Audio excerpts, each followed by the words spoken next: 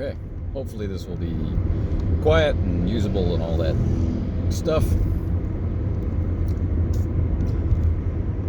I am on the road, headed home, and play is scheduled for today, a little less than an hour from now.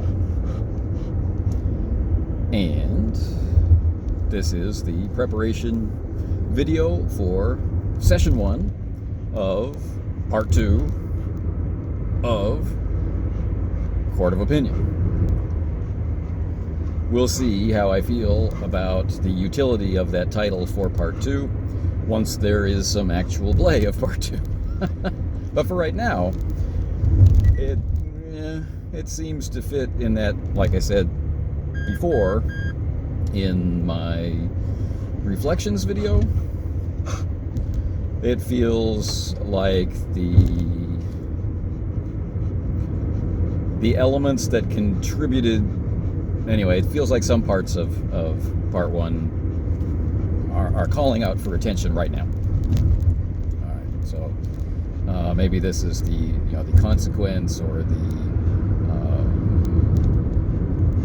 verdict, of part 1. Anyway, so the Avicenna has been ordered to give chase. And we're using the conceit so often deployed in setting up episodes in the original series that, your ship is the only ship in the sector, in the region, or whatever. And yes, the situation does start at Starbase 11, and they do have things, such as planetary defenses and defense screens and sensors, and they've got all kinds of things to prepare for hostilities. But in terms of starships, they of course don't have a starship just hanging around. So in orbit, they have the hospital ship, the Potemkin, which is in the process of being stolen, and they have the Avicenna, which is ship shape and ready to serve at a moment's notice. Its crew is currently on R&R, and they can be called back to the Avicenna pretty rapidly. And this is a starbase, so they have lots of advance warning should something wicked this way come. So, there you have it. The fastest ships and the hardiest crews and whatnot are not going to spend their days hanging out around Starbase 11. There are other types of resources that can handle defending Starbase 11. So, the Avicenna has been tasked to give chase. So that's it. I mean, really, that's the entirety of preparation in terms of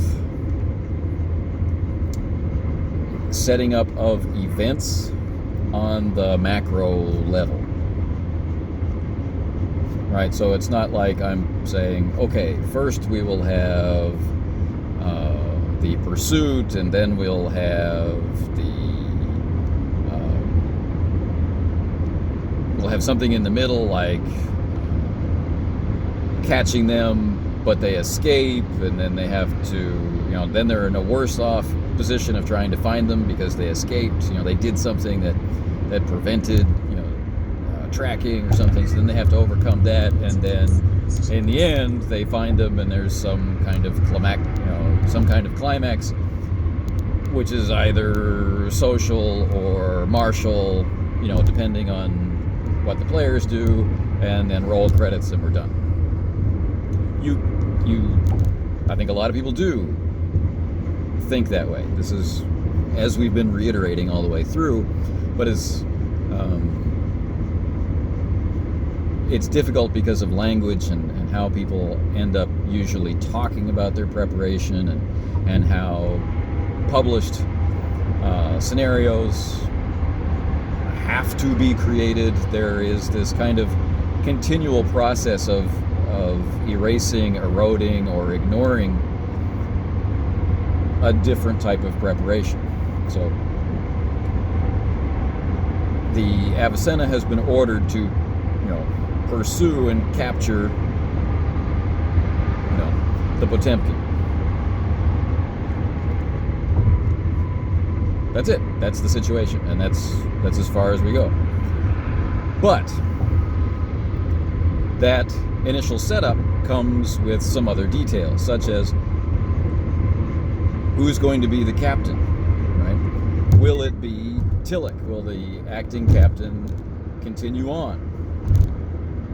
Will it be someone else? I really like Tillich as a character. I really like him as an NPC. I really like him as a doctor. I really like him as a commander.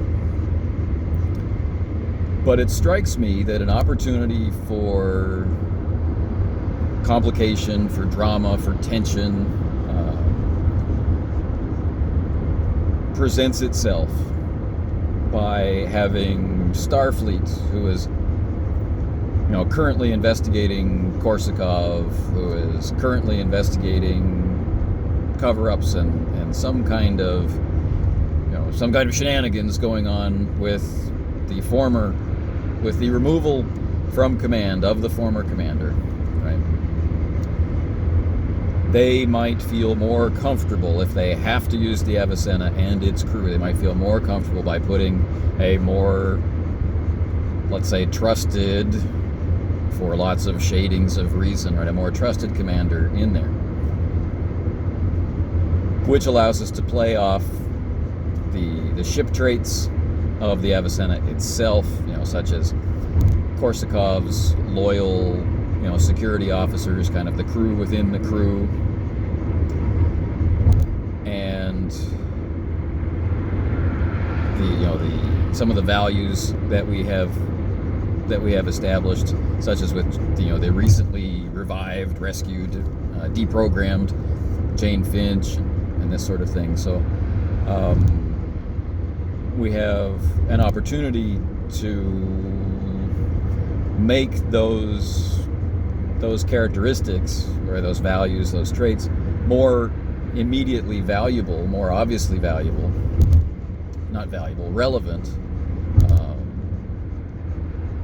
by doing something reasonable like another commander is assigned. And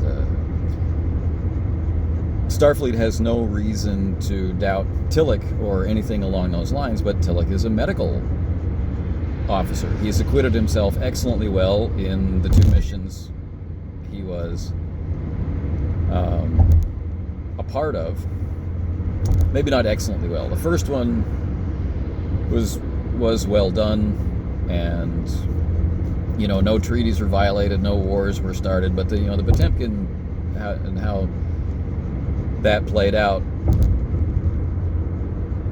command officers would recognize there's probably that nothing else could have been done to rescue those individuals, but at the same time would be preparing for backlash against a Vulcan commander. Like, well, why was a Vulcan in command of this fleet? If I had been there, something else would have been done. That kind of talk. And we can base that kind of, let's call it prejudice, because really that's what it is, on original series episodes where they chose to look at this kind of thing. Even a respected commander like Captain Kirk,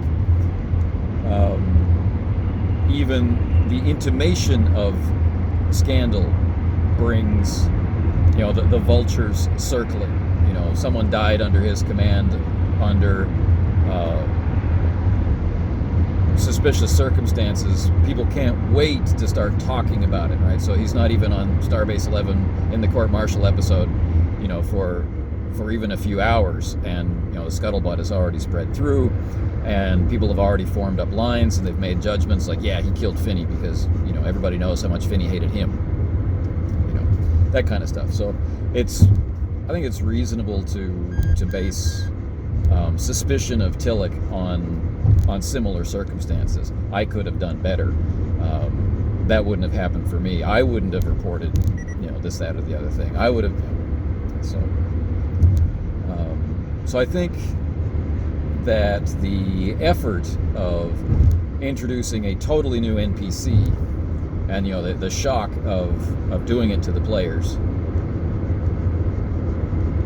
carries with and creating an interesting character for that role, that I will be satisfied playing in that role, that I can believe Commodore Stone would insert into the situation, that kind of thing.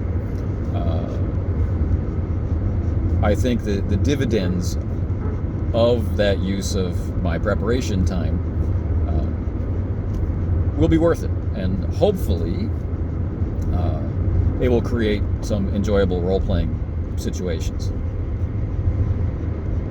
So that's an example of how the very, very simple preparation can have all of these spin-off things that you need to be ready for. Now, in this case, the creation of an NPC captain, the captain needs to be created, because one of the things that a character in that role on a ship has are abilities, let's call them abilities, which interact through dice with other people, right? Lending assistance on a variety of different tasks, giving orders, and the success of those orders may indicate that additional benefits may spring up. So this character needs to be fully statted, and they're not like a supporting crew character. They're a full-blown character. And I find the process of creating NPCs to be quite enjoyable, and I also really like how it's just, it's not like 30 pages of character creation. It's very concise and to the point, and very focused on what can the character do, and you can apply it to like non-Starfleet NPCs. You can even apply it to alien NPCs to minimize the mental overhead that you need to allow for when running the character. You can just absolutely focus on what the character is supposed to be able to do as whatever it is, and what the mechanical processes that will go along with that are, in very simplistic terms. So it's very convenient. All right, so what other situations are there? Well, we've got, Korsakov isn't exactly under a cloud, but he is under investigation, and this needs to be honored, right? He can't just be sent out into space without some kind of recognition that this is the condition under which he's operating. So the next item up for bid on The Price is Right. No, the next item for consideration is, well, he's the security chief, and we have represented him actually as the security chief who is typically assigned to the tactics, the tactical console. Well, what if, for this mission, the new commander that comes in reassigns him, right? Makes a character we know who's just distinguished himself in some way, for rescuing a lot of lives, and although the overloaded phaser approach to blowing up the artifact is a little excessive, so maybe we put Luis Mondragon in as the chief of security, and we have Korsakov in simply as a bridge officer assigned to the tactics station.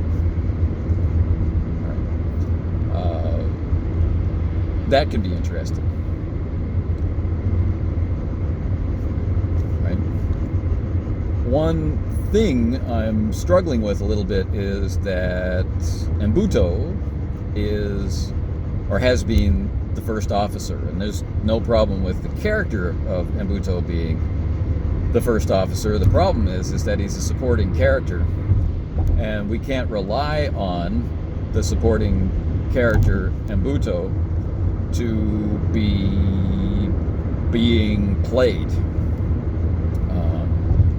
So the specific qualities of the first officer, the thing that the first officer can do is affected by that if he's left up to me to play with all the other characters. It's not bad, but if he's not in the active character role, he's kind of limited in what he can do. Because he's obviously in the background. And so I have this in my mind, and we'll see what I decide when play actually starts. When my instincts for play are in the forefront and my thoughts about play are in the rear, when I'm playing and not preparing. Perhaps it's Starfleet regulation that an officer under investigation cannot hold such a position. Okay? Talking about Korsakov here. So Korsakov cannot be chief of security while he's under investigation. All right. And so the new NPC captain, Desmond Wilkinson, will duly make that known. Right, so he'll assign Mondragon to be the chief of security, and this brings in the new ship trait of Korsakov's crew, which may or may not have any relevance during the episode, but it might. It could matter. But so he'll do that, and then turn around and make Korsakov his first officer. So that could be an interesting role-playing dynamic. It's like, I have to do this because it's protocol, but I've reviewed your records. I understand your motivations in the hearing. I've read all the reports of everybody associated with this explosion of this alien artifact. I still trust you. Right? That would be a way to demonstrate that fits in with this mental image I have of this Desmond Wilkinson. So we'll see if that's what comes out, and if that's how it comes out, because it may not, because it's not this purely theoretical model of, well, I'll try this. The thing that you are attempting is modified by its interactions with the people you're attempting it with, even when they are cooperative. And of course, what's going through my mind as I'm using this example is like practicing martial arts and practicing dance and things like that. When you've got a partner, the partner matters. The way that they react to things, their speed, their physical proportions, their level of energy, the level of commitment, the level of fear, the level of understanding, all these things, matter. And so that's what I'm thinking about when I say that, is that how this comes across in play, and where play takes us is going to depend on actually playing. So these are things that are in my mind. So maybe I'll do that. Are there any other items that need to be explored as a result of this? Well, I of course need to know where is the Potemkin going and why is it going there, but I knew those already from way back in the early days of considering the artifact and considering making the artifact the focus of an episode, or at least making Anders the focus of an episode, because why bother to have any detail about Anders at all and have it continue forward if it wouldn't at some point get to be quite relevant. the idea of character creation in Star Trek Adventures is to allow a lot of things to spawn relevant connections to episodes. You know, it's a breeding ground. It's a feeding pool. It's a sack of ideas. You know, it's a bag of story seeds and all that nonsense for you to build episodes from. You know, for example, if we imagine Captain Kirk having been created as a player character, right? If we imagine that, and then a random background experience that was created for them was that they had, you know, they lost people under their command on an alien world, right? So I'm thinking about the episode Obsession. So where does that episode come from the Game Master preparation perspective? It comes from directly that background trait. You know what? We're going to encounter that same alien again. Or you know what? We're going to encounter another situation where crew members are lost, just like the last time. Or crew member, the same amount of crew members are lost, or the same feeling of helplessness or frustration or anger or what have you are created by a not identical but similar experience, right? So it's pretty handy in that regard. So this then, I guess, will be the episode wherein we see all that coming to the forefront and hope for engaging play. So that's about it. Those are the things that I need to keep in my mind. We've had the Potemkin since the pilot. We know everything about it, or I know everything about it, and we have a sense of its crew quality. The NPC rules for running NPC ships makes that very easy on the Game Master, and we have evil Anders all statted out, and so I'm kind of looking forward to play. Hi. Once again in the car. There are 3 dogs here. I don't know if this video will survive contact with their audio, but anyway. Yesterday we played Star Trek Adventures. It was the first session of the episode, and the episode is a follow-on or a continuation of the preceding episode. This we know. Well, the preparation video I made for part 1 left out some things. One of the things that it left out was a desire that I had to include the Gorn. There was an opportunity because of a diplomatic mission with Yang's powerful parents and all the stuff at Starbase 11. There was an opportunity for Federation interest and Gorn interest to coincide with the crew of the Potemkin, the recovered artifacts, the technology, the region of space, and everything. At the same time, I felt like that might be a sign of my normal tendency to add a lot of layers. That's the most satisfying approach that I find to play, that there's an awful lot of stuff to interact with, and I don't know, somehow it feels more like life. I don't find that life is as simple or as organized or organized on beats like role-playing games or some role-playing game texts would have us do, or maybe even have us believe.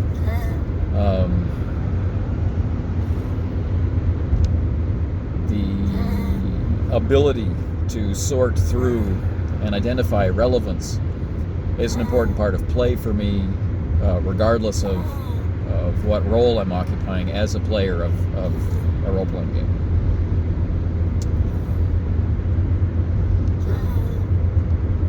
The players have expressed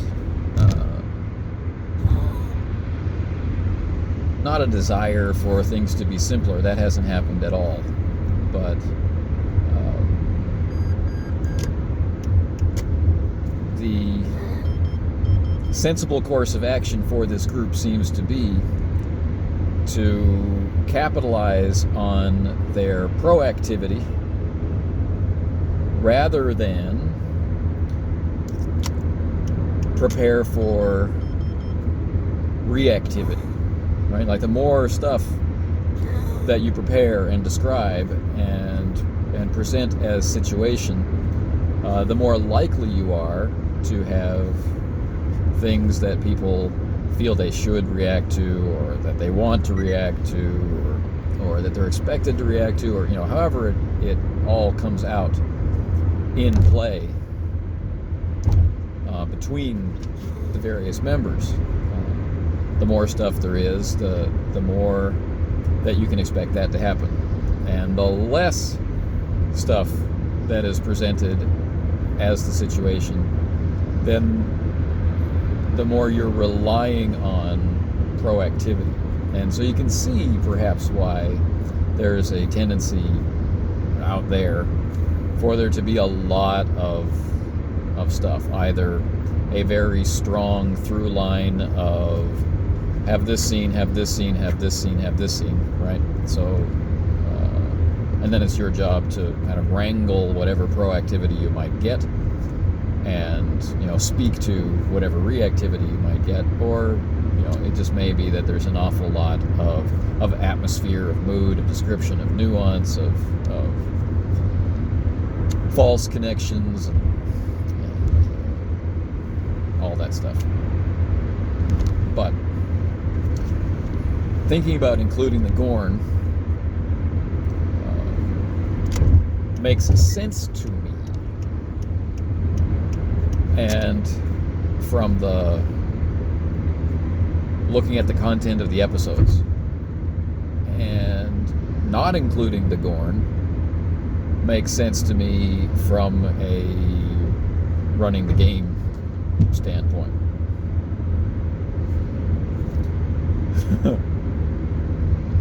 So, that they're kind of standing on equal footing. I've already introduced a new and kind of in-your-face NPC. But even after the first session, I was content with my decision to not include the Gorn, and that's why I didn't talk about the Gorn in the reflection, and not the reflection, in the preparation video. But as soon as the episode was over, it's like, now that they're warping along at warp 6, and on the trail of the Potemkin, and we've laid a lot of the preliminary groundwork for what we understand about relationships, like what is the relationship between Mbuto and Korsakov and Anders. We've heard a lot about what happened with Tillich and Anders, and we've heard a lot, or we've been able to speculate that there's some connection with Jane Finch and stuff like that. But what motivates Mbuto to write the report that sabotages his career? Why does a straight shooter like Korsakov hide the artifact? It's time for that stuff to be out there, and so now it is. And so that opening scene does not, or that opening session, there's no room in there for the Gorn. So it feels like a right decision to not include them.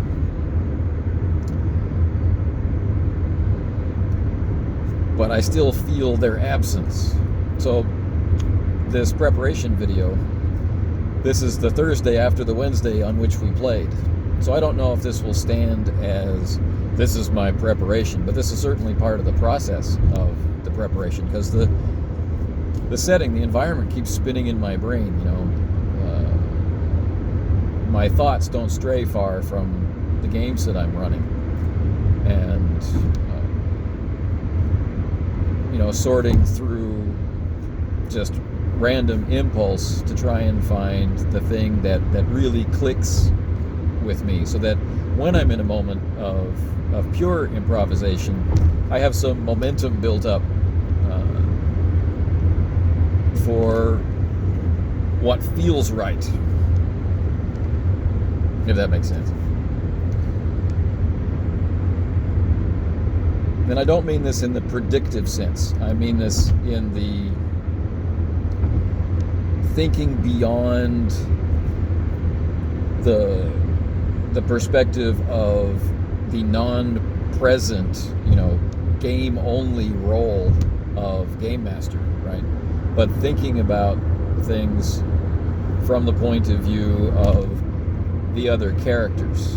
What kinds of things would they contribute to the day-to-day operations of the ship? So what I'm talking about is I think about things that are not relevant, not specific to the mission or the situation. I think about things as pertains to character. What would Ahern Doyle, the transporter operator, what would he think about Yang getting not exactly bullied, but Yang getting, let's say bullied. That word has risen up and blocked all other vocabulary. So, what would he do? And who would he sit with? And what duty shift would he want to be on? And just stuff like that, completely irrelevant to the episode, but relevant to the character and the setting material. That's the stuff I like to think about. And so in that space, I'm feeling the absence of the Gorn. And I got this thing in the back of my head, what if, during the scene where, all the senior staff has to line up and receive the captain by shuttle. All right, lots of pomp and circumstance for an emergency mission. What if while that's going on, the transporter room is receiving a very special guest who is then escorted by a security contingent, not of the Avicenna, right, but of Gorn and Starbase 11 personnel, particularly loyal to the captain, as a tactical precaution, against his understanding of how the crew works aboard the Avicenna. Wouldn't that all be very interesting? And why would he hide the Gorn? Well, the Gorn are carnivores, and I've already laid suggestions that, they hunt live food and that sort of stuff. Their culture, their culture's evolution toward being a starfaring culture hasn't included, shrink-wrapped meat in grocery stores. It's kind of, that's kind of an interesting thing. And so out of fear of negative reaction, but also out of respect of the cultural differences,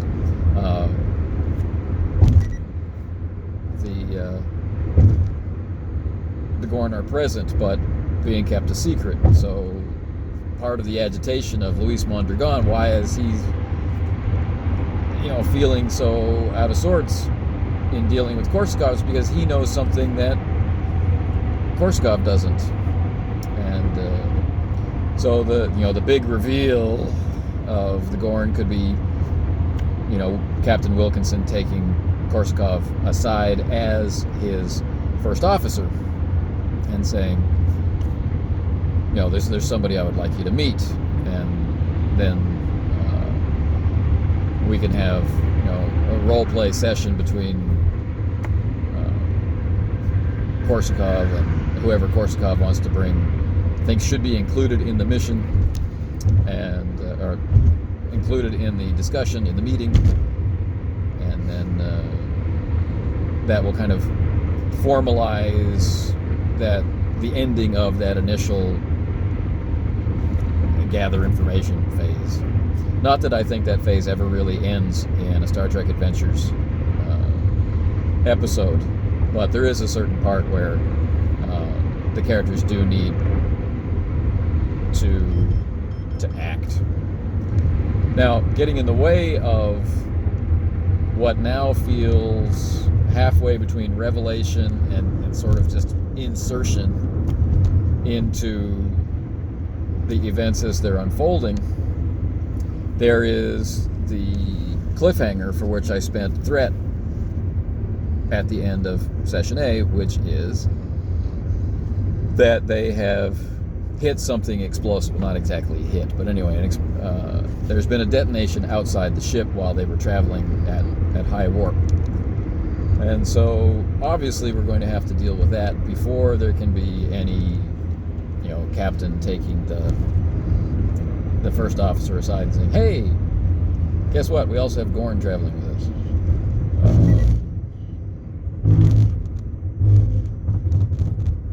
So, it starts to feel clumsy at that point. So if the Gorn are not included as a source of a different perspective, as allies or observers about Federation behavior, as a thing in the background to show that the universe is still ticking on, even though the Avicenna is in hot pursuit of the Potemkin. All of these kinds of things, all of these impulses that I have. If the Gorn are not present, does the episode suffer in some way? Doesn't really seem like it would suffer. And on the flip side, does the inclusion of the Gorn result in some kind of broader benefit?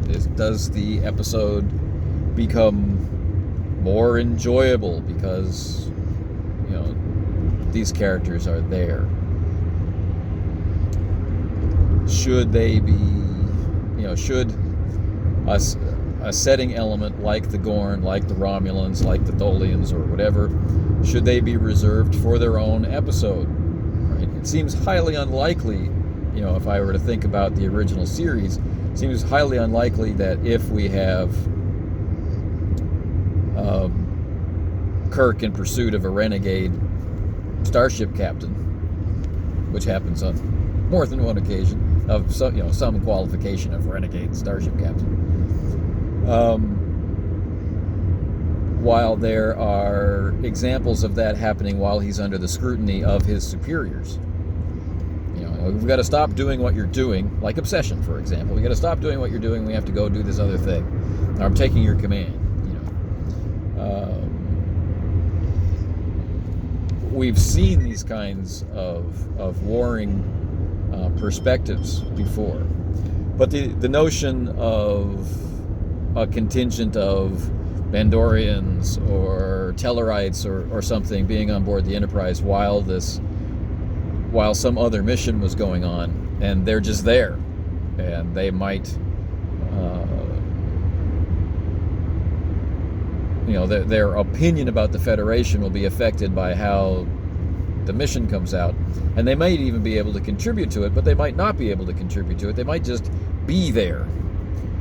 I don't know. It seems unlikely as something that we would encounter, in a real television episode. So it's interesting to me, these impulses, and I know that there could be some really interesting role play to arise out of them, and that is a benefit. But does it contribute to anything beyond that? Does it open up interesting opportunities for, when the dice start to indicate that there will be a complication, when players feel the need to make an immediate spend through threat rather than through momentum? Does it open up interesting avenues for things? So, in some cases it does. We've seen, the Romulans want the Xenon 5 system. The Gorn have, at least by right of occupation, the Xenon 5 system, and the Federation had settled on the Xenon 5 system. And there's some powerful technology there, functional or not.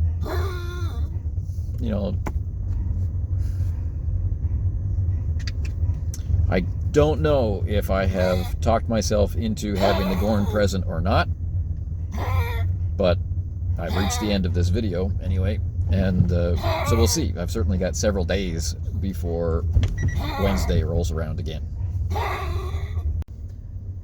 Okay, so we are driving at night. And this is a continuation of the preparation thoughts from yesterday. So in case the details of the date have slipped by, that means this is Friday night. So we played on Wednesday. I had some subsequent thoughts on Thursday, and now this is Friday night. And I've still been thinking about it. And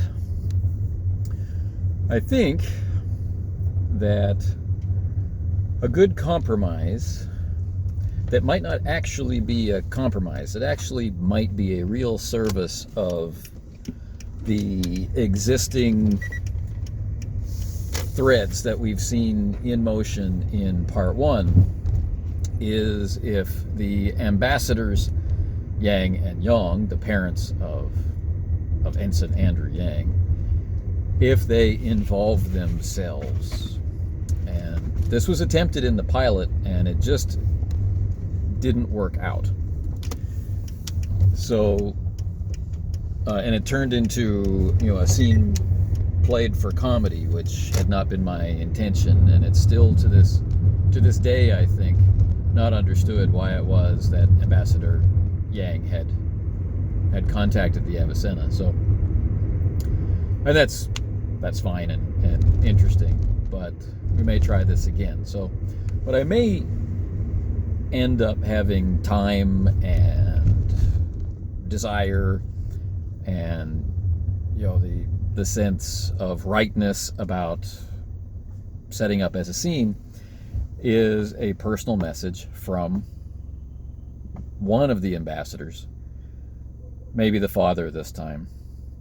We'll see how it feels in the moment, right? It's not entirely relevant who it is, but one or both maybe of the ambassadors contacting Andrew Yang to provide him with important information or a connection to the Gorn ambassadors, right? So we met the Gorn, or we experienced in an auditory fashion the Gorn ambassadors in part 1. What if instead of the Gorn coming along physically for the trip, what if everything that was intended to serve could be transformed into a subspace communication? And as a player, KC would have the opportunity to turn that to his advantage somehow. He might invite the captain in on the call or something like that, or whatever. But it'd be an opportunity for him to obtain information about what the Gorn have uncovered about the crew, about the Potemkin itself, and that sort of thing. So that might prove valuable. And more importantly than that, I have no idea what their line of questioning would be. I do have to figure out what the basic information of this call would be, and I think that would because it's kind of out there, it would and yet it's likely the first thing that someone would just want to share with you. It may involve the legends of that region of space. Why are the Gorn interested in the Xenon 5 system and that sort of thing? What do they know about this alien culture? So that could be the base information. And if Ensign Yang and or whoever else he invites to be a part of that experience, if it indeed comes off, then they could ask specific questions about whatever it was they wanted, such as the characteristics of the captured crew. Having listened to Casey's reflection yesterday, I think I'll need to adjust a misconception about the status of the crew. I'm not sure if Casey thinks that the Gorn abducted the crew rather than freed the crew. The alien technology, in a very real sense, abducted the crew, and the Gorn discovered them in their, investigation of the planet after they staked their claim. So, these events occurring in the pilot. So I don't know if I understood his comment correctly. So I don't know. I don't know what he thinks. I don't know if I'm thinking the right thing about what he thinks. So that would be an in-character way to establish, cleanly and refresh everybody's perspective on what the characters know has occurred, and the kind of information that they can get from official Starfleet reports and all that stuff. So depending on depending on a number of things, this could answer all of the questions that I posed to myself in this video preparation diary yesterday. The Gorn could be involved, but they don't have to be physically present, so they could serve as a vital and appropriate resource, that it makes sense that the characters would have access to in some way. And it could be a boring info dump kind of way, like you read through or you watch the Starfleet reports and it's just me as the game master talking pretty much as the game master. This is the information that you learn, blah blah blah. Or it could be a more interactive scene where the information is coming from me as the ambassadors Yang and Yang, and the Gorn ambassadors, plus other types and sources of information, which I think would give it a richer feel, or I hope would give it a richer feel, so that my fear of the clumsiness or the complexity of involving the Gorn being present doesn't deprive them of an avenue of information and understanding that should make the experience of play, as I said before, richer and or better. So these are my thoughts now, Friday night. Okay, in the car with dogs. The usual caveats apply. This is now Saturday. It's Saturday morning, and we're still thinking about Part B of Part 2 of Court of Opinion, or whatever. Okay, so I think we have talked about the Gorn thing and the resolution I proposed last night. Should it feel right? And it's just a feeling, right? A fictional instinct, as it were.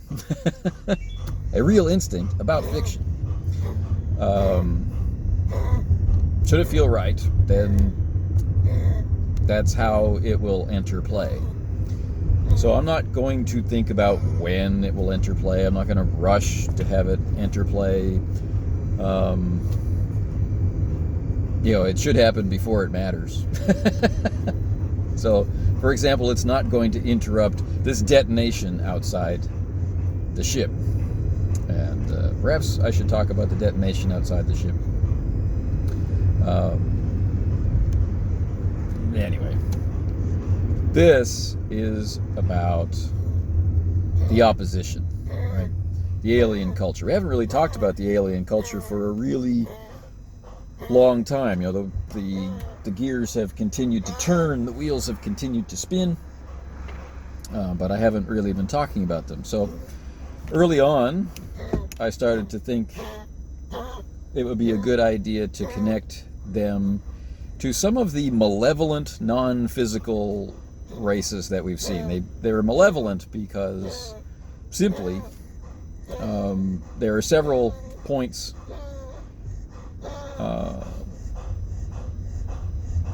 in play, right?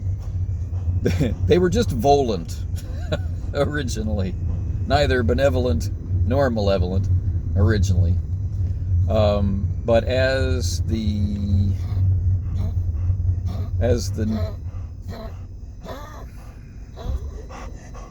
characteristics of the artifact began to take shape in play, like through the pilot and like offhand comments that people made, it became to feel like the culture is not considered to be benevolent at all by civilizations like the Federation, right?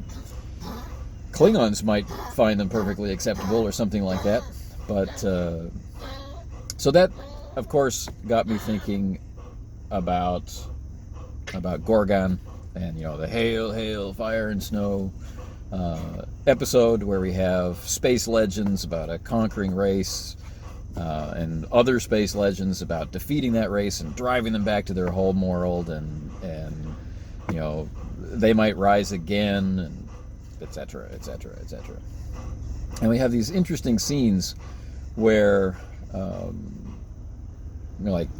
there's a cave where this particular entity kind of was reawakened from, right?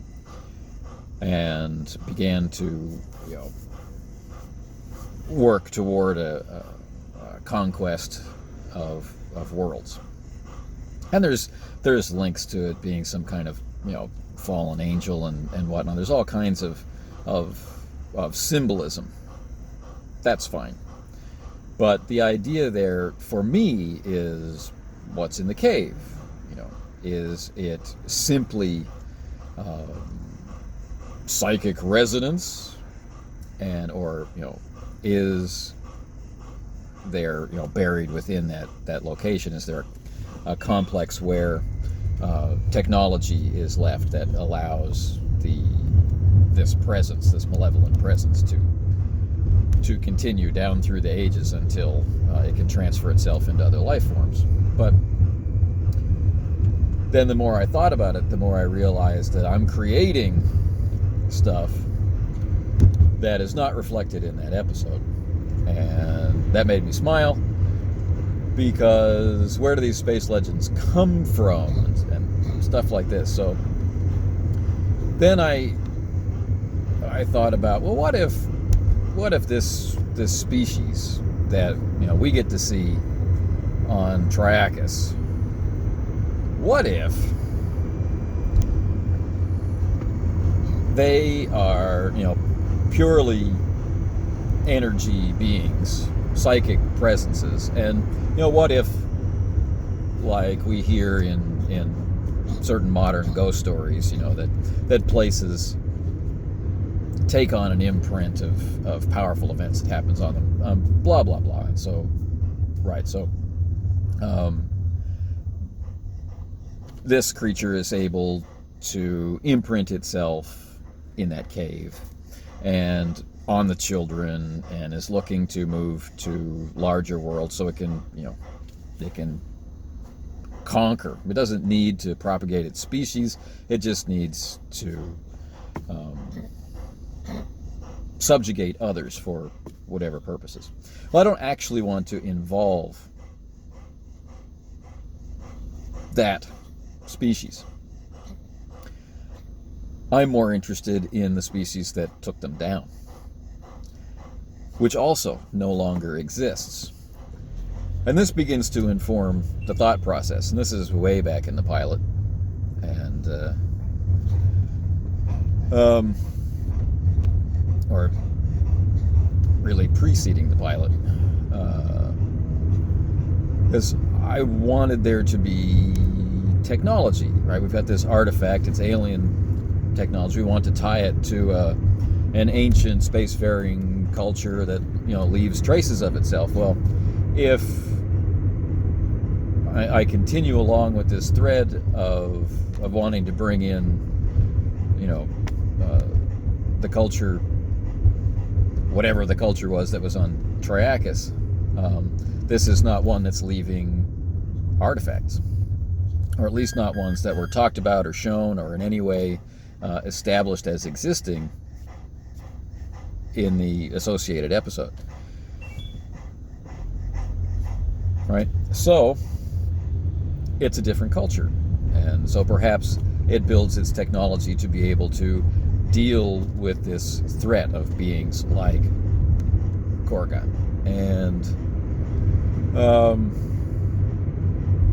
this starts to work for me. And how important will this be to the campaign is a question that I have right from the beginning. Right? We have the artifact, and we have a mission which is not tied to exploration. But we have the Federation often depicted. I'm going to back up there. The Avicenna's mission is not one of exploration, so they personally, individually, aren't going to be going out, making contact with new cultures and investigating new planets and accidentally stumbling on the remnants of ancient cultures, or really getting involved in a whole lot of sit-down diplomacy of learning space legends and things like this from new cultures. So, how can these ancient, vanished, starfaring cultures with the artifacts they leave behind be in some way a relevant part to the aid and relief mission? Well, as soon as I frame the question to myself, right, I was somewhere around we were supposed to play the first session, but then I had to delay a week, right, somewhere in there. I framed the question the right way, and the answer comes. It's like, well, of course, they don't have to be investigating, and just like wherever it was that Korsakov found the artifact, which we have now named Triton 8, just like that situation, the Avicenna is called there to deal with the Federation explorers who are trying to learn more about this region of space and trying to expand the borders of the Federation and all of that stuff. Some other people are doing the exploration. Other people are turning up the artifacts. And the Avicenna is called in to clean up the mess or rescue people from disaster or whatever. We've got lots of instances of this. Even something as simple as, the man trap, right, where they check in on explorers and make sure they have their supplies and check in on their health and discover people in less than ideal situations. Like, you're living with a salt vampire. Interesting. And why is that exactly? So that all works. It all neatly fits together. So we have what we have an absence of in the original series, I find, is the missing link. That's why there's an absence of it. It's missing. We have, energy beings, and in the next generation, these will kind of be supplanted by the notion of Q and the Dowd. But in the original series, they don't recur, right? So we have the Squire of Gothos and his mysterious parents, and we have the Organians, who are at least benevolent, or seemingly benevolent, and so on and so forth. We have these energy beings who may or may not be sapient. They might just be forces, and we have ones that definitely are. We have Apollo, and we have all these beings, some of which we know something about, and some of which we don't, Gorgon included. And so it strikes me that, I want the missing link. I want this starfaring, highly elevated culture, and they disappear, right? Their time has passed, their structure has collapsed, and maybe there are remnants of them left on Xenon 5, and maybe that's what the Gorn are doing, maybe that's what the Gorn are up to, and so I've got these kinds of ideas, but they elevate themselves through technology, rather than evolution, but through technology, and that, of course, opens things up to debate. The use of technology for genetic engineering or what have you. You're okay. Okay. That seems like the kind of idea that if it enters play as that idea, if it occurs to the players, can lead to good Star Trek discussion. We're going to pause. But anyway, I think I've talked about it enough. He's okay. He's having a little difficulty. But, so the artifact that Korsakov, now had, is representative of some of this forced evolutionary process for this culture which is at war with the beings of Triacus, whose name is escaping me right now, very annoyingly, because it's on the tip of my tongue, but I'm not going to stick my tongue out at you so that you can try and read it. So there you go. And so will any of this enter play? It may through the vehicle of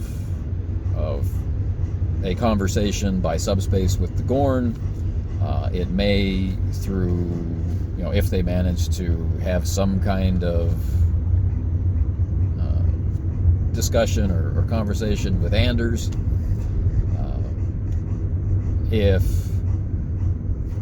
Who knows, if the pursuit of the Potemkin takes them to a planetary location, we could have a backdrop of ancient ruins and all of that stuff. I think it would be unwise to go back to Xenon 5. Then I have to involve the Gorn in a physical way, and they become an obstacle. They could become an ally, but anyway, I think it adds too many layers, develops things in a way which may be problematic. It's a direction that I really, really like, but I feel it's more in tune with purely open-ended campaign play rather than episode logic. I can feel the conflict within you. So we won't go in that direction. I can easily avoid it by deciding that Anders isn't going to Xenon 5. There's nothing there for him. That's a stepping stone, right? The the crew of the Avicenna are translated from the Potemkin. The crew of the Potemkin are translated from the Potemkin to the planet. The Gorn find them, free them, and now they're able to go out into the galaxy and do something. And so what do? They board the Potemkin, and they're going somewhere for the next step, the next stage. So Triacus is, of course, a red herring, right? The reason why they're headed there, the reason why it seems logical that they're headed there, it all fits, and that's just, I guess, the nature of me. I'll drop it here. I doubt it's ever going to come out in play, so I'll put it in here. Anders heads toward Triacus to fake the destruction of the Avicenna, because he knows what's along this route, which is a field of subspace mines left by whoever for whatever forgotten war. I really like this aspect of old Trek, that there's lots of stuff just out there that they're never going to know the answer to. And so he does this on purpose. He plots this course on purpose. And so this is his way of softening up the Avicenna before he has to deal with them in the Potemkin. But they're not going there. They're going somewhere else. And of course, it will be possible to figure out where they're going, and it will be possible to just follow them there. But that's more for play than for discussion. Hello, this is Saturday, following the Wednesday on which we played Part B of Part 2 of Court of Opinion. I did not make a video prior to play on Wednesday to kind of confirm or touch base on any changes that had happened between the last preparation video in the sequence and actual play. And really, that was for two reasons. I didn't really have a situation amenable to recording. Imagine how bad it must have been. And nothing had really changed. But one thing that I did have to deal with, we could say, one thing I did have to deal with was that an idea that I had discarded very early on resurfaced and wanted my attention just before play. And that was the notion of doing something about this explosion, for example, or something else. The explosion, which you already know is a minefield. And the players now know as a minefield, but at the point where I was talking in the last video, nobody knew was a minefield. There was an idea that possibly the crew who had contact with Anders prior to his being relieved of command and committed for observation, they formed some group of agents aboard the Avicenna that could serve his purposes. I very quickly discarded this before we did any play, because I like the idea of it as suspicion.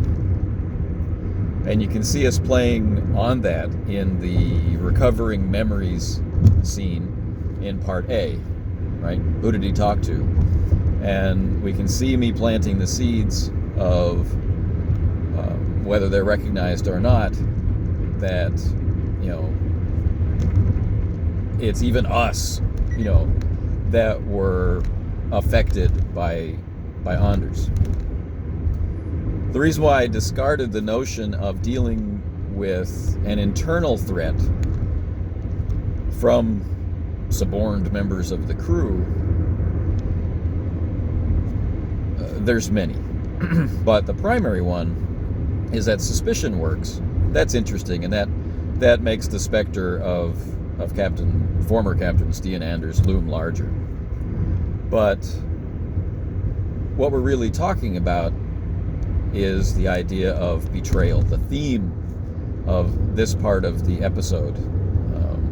The original episode is called Court of Opinion, and people were being judged, and there is a side to judgment, particularly when it comes in from all sides, that can feel to the one being judged like a betrayal. How could you see me this way? How could you judge me that way? How could you sentence me in this way? So we can put ourselves in the shoes of Stian Anders, saying, I'm being unfairly judged. But we can also put ourselves in the crew of the Avicenna, who have every right to feel like their loyalty is being played upon. It can feel a sense of betrayal. But where I'm hoping play will be able to take us is into scenes where the notion of loyalty, feeling like betrayal to the person who is making the judgments and who is, pursuing the criminal and maybe being put in the position to enact the sentence. Right? I'm hoping that our main characters and our supporting cast, in the case of KC, who it's been established his main character doesn't have a relationship with Stian Anders. Right? So I'm hoping that we can reach a point where that sensibility comes out, that mood, that emotion, that sense of loss. We see signs of it already in play, tied mostly to Joshua Yang's brother, in that, will we be able to recover him safely like we recovered Jane, right? We have our personal familial connection through Yang to the crew working under Stian Anders. And this is the vector for Yang to experience the notions of loyalty and betrayal, and disappointment, and why can't my brother break free of this? And who knows where it could go, but it's in these directions that, because of values, because of the nature of the medium, because of the nature of Star Trek and all these things, this is play. But will we get there? I don't know. So one of the major themes running through everything is betrayal, and it goes way back. We were talking about the alien culture in an earlier installment of what's probably an incredibly long video. Right, so our alien culture that matters in our series, rises up and destroys that other alien culture, that kind of stuff. So, and the betrayal of promise, these species that rise up to have such abilities, such wide-ranging abilities. What do they do with their power? And this then becomes our connection to the modern day. This becomes our way to make relevance out of these philosophical and certainly moral questions. And we apply our experience of science fiction and speculative fiction to our circumstances, and we give them context that way, and if nothing else, can express our feelings about it. that feels like playing Star Trek. So, anyway, that's ahead. The conversation with the Gorn and Ambassador Yang. I made a course correction.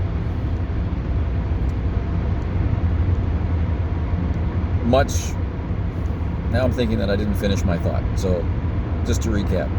So I will not be having actual agents aboard the Avicenna. I do hope that suspicion persists and there won't be sabotage aboard the Avicenna and that sort of stuff. But I do hope maybe a fear will arise naturally from all the information that's out there, that maybe there's a difference between those who were personally affected by Anders and those who were affected via the artifact. This is an example of my preference for layering and innuendo and the usefulness of ambiguity, but it's one I'm not going to weed out. I think it's useful and non-disruptive,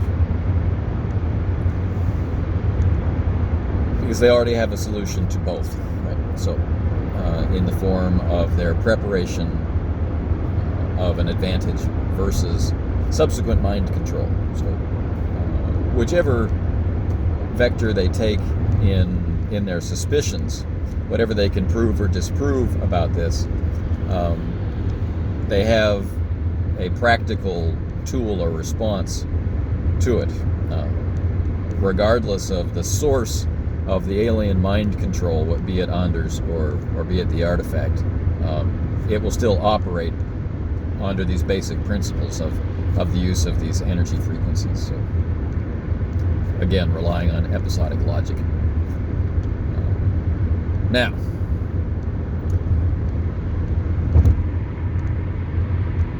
while it would be fun to have,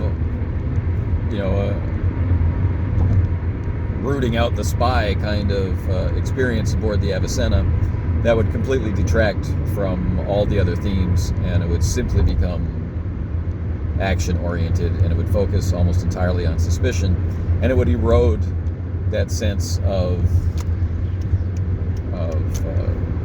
identity within the crew.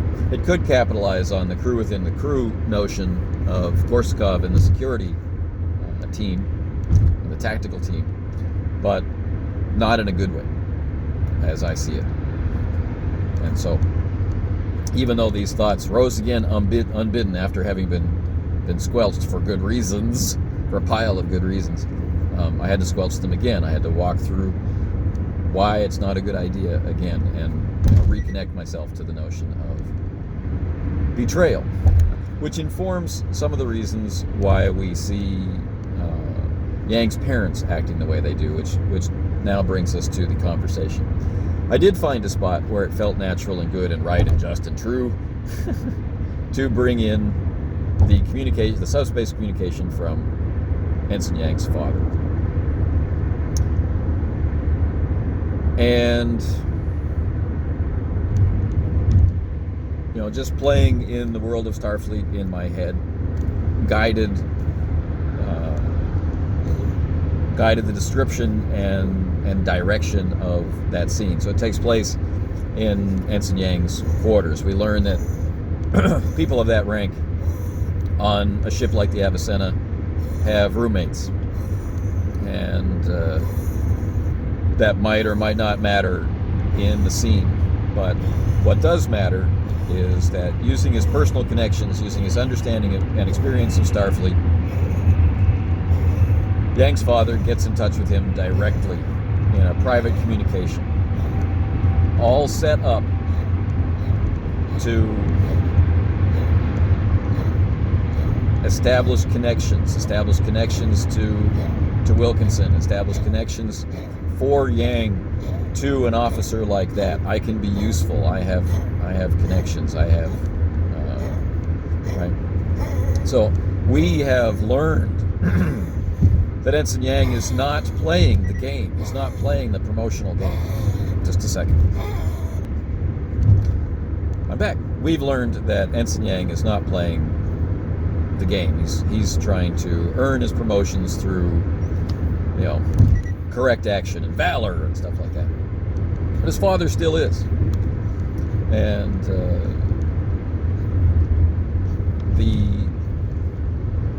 the backstory that informs who Ensign Yang is and how he's perceived, in order to have value, needs to be involved. Not in every scene, not in every moment, but when it's relevant. And this is a situation where it's relevant. Especially because of the situation with the two brothers. So, of course, the father is going to do everything he can to make sure both of his sons come home alive. So he's going to do everything he can to minimize the risks and maximize the information available to Wilkinson. At the same time, he's going to do everything he can to further his son's opportunities for promotion. He's making himself valuable, and by extension, his sons, plural. So there's a lot in the scene we did manage to play through at the end of Part B that could have been uncovered through the use of momentum to obtain information about the setup, the scene, the type of information they might get from the Gorn, all through the perspective of who is Ambassador Yang. The players chose not to delve this deeply into it. And that's why they have points, and that's why they have control over how they are spent. And that's why I like to leave ambiguity in scenes. I find it to be incredibly useful. I like a certain amount of layers. And finding the right amount of layers for the particular group that you're in is one of the skills that I think is really valuable to getting to the type of play that you might like to have. And it means taking risks with more ethereal themes, or more ephemeral themes than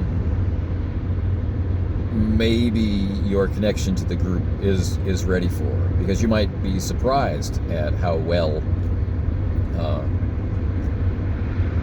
everyone else is picking up on the same details, the same harmonizations, the same disharmonies, and whatnot, and what it makes them think, and what it makes them speculate, how it makes them behave in the process of play. So sometimes the way to know if the group has gelled and it is time to do those episodes that focus on a theme like betrayal, that allows you as the game master to set up scenes where the players can move into the perspective all on their own of saying, Anders might be feeling betrayed by me because I was his loyal crewman. Thinking from the perspective of Jane Finch, one of whose values has been up into this moment, is in the process of changing, has been about her loyalty, her sense of duty to the Avicenna, the nature of the Avicenna under Anders, particularly the nature of the Dauntless. Right? So there's this idea of breaking this connection, of severing these ties. Why aren't you trying to save me? Why aren't you trying to join me? Why won't you listen to me? How can you judge me? All of these things, right? We can reasonably expect to be going through the human part of Anders' mind. And what I can hope for from play is not just that the crew will feel betrayed by the actions of Anders as a betrayal of their memory and as an actual attack upon them, a hurtful attack because it's someone that they know, but can actually also cast themselves in the role of betrayers, right? We're out hunting the Potemkin. Starfleet seems to be suggesting that the ship is more valuable than its crew. Like, bring the ship back, but you don't have to bring the crew back. There's that latitude is left there. Now, of course, if you don't destroy the ship, why would the crew be dead? There's plausible deniability in their mission orders, right? Well, of course you had to bring everybody back. Why did you kill everyone? Well, they were a threat to us all. Oh, we understand, right?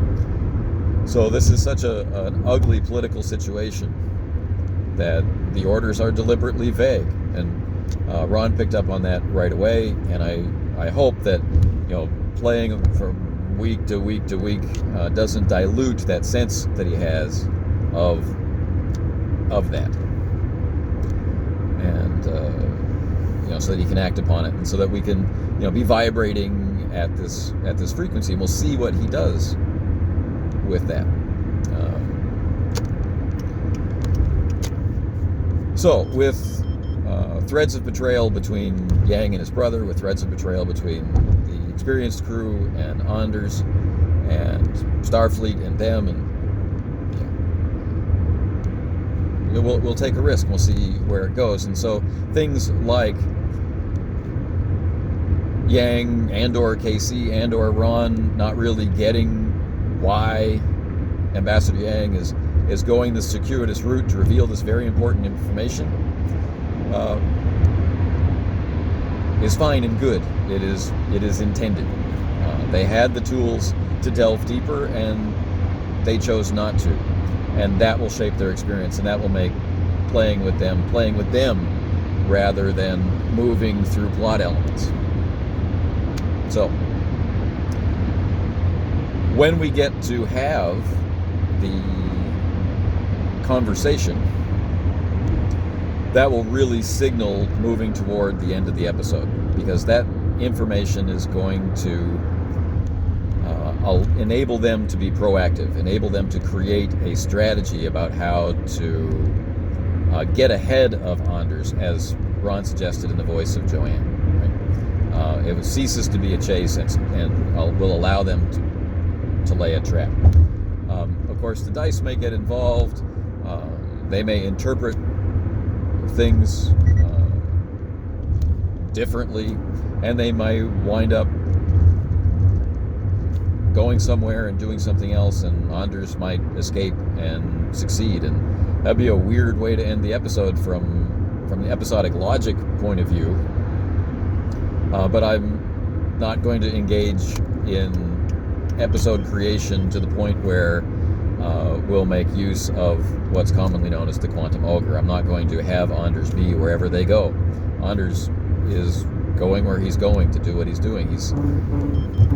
This is a species that relied on technology, and while their technology can do vast and wonderful things, such as transforming Anders into a being with abilities that humans don't have, the rest of the crew hasn't been through that full process, right? So they're going somewhere where that process can happen. Now, we know that Xenon 5 is, under the control of the Gorn now. And this isn't an episode about Captain Anders fights the Gorn and the Avicenna shows up, right? This is an episode about these themes that we were just talking about, and the Avicenna, and laying this whole element to rest. And so, he's not going to Xenon 5, but he's going to some world like Xenon 5. He's going to some world like Triton 8. And the Gorn will be able to give them star charts and space legends, which, with even with moderately successful rolls, I mean, they don't need to get 5 successes or something, they should be able to figure out through, the dice should allow them to figure out. And they, as players, may have information to figure out where Anders is going based on the space legends that the Gorn will give them and the coordinates and whatnot that the Gorn give them. I'm not commenting about drivers. So they should be able to, unless the dice do some really wacky things,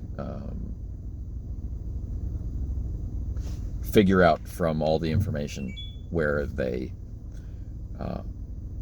can best go to best effect. Sorry if that is all messed up. Let me say it again, just in case. When I see it in editing, it may be obvious that I need to restate it. Sorry, I couldn't refrain from giving the doofus the look. Okay, so the Gorn, once he's allowed to speak, will share space legends about the alien culture that will put them in proper context of technology and villainy and Triacus. They'll recognize that there's no reason to go to Triacus at all. Well, where would they go? They can't go to Xenon 5. The Gorn are there. There's no way Anders is going there. That kind of thing. And maybe he's going to Triton 8, or maybe he's going to some other place like Triton 8. And so there will be a pretty big clue. So I consider all this to be essential information, because this is really not about can they or can't they catch Anders. I'm willing for them not to be able to, because we're playing a game. But it's about dealing with Anders, because it's an episode, because these are Star Trek Adventures characters with their values and things. This is what play is about. So, being able to bring in all these background elements together into a coherent and satisfying whole is Star Trek Adventures play to me. Connecting it to our modern times, examining the problems of today and society through the lens of science fiction, exploring the human condition, and having cool things like photon torpedoes and warp drive. That's Star Trek Adventures play, kind of. So we end up with me needing to think about the location, right, in descriptive terms. I've got a couple days to do that, because today's Saturday, and we play on Wednesday. So I've got days to work on and practice and deal with the idea of what this world should look like, and what ruins are left upon it, that kind of thing, to make that exciting. And that's it. They're going to have their subspace communication with the Gorn and the Ambassador, and then they're going to need to act on that information. That is I imagine, a number of scenes, and then they'll be successful or not. They will meet Anders or not. They will get there first, and he'll arrive, or he'll get there first, and they'll show up, and there will be the dramatic conclusion to Court of Opinion. Okay, until next time. It is still Saturday, the same Saturday. And I ran out of time, so the part you were just listening to felt kind of compressed. So, because things are in position to move toward conclusion, right? And that's really all I know, right? Once the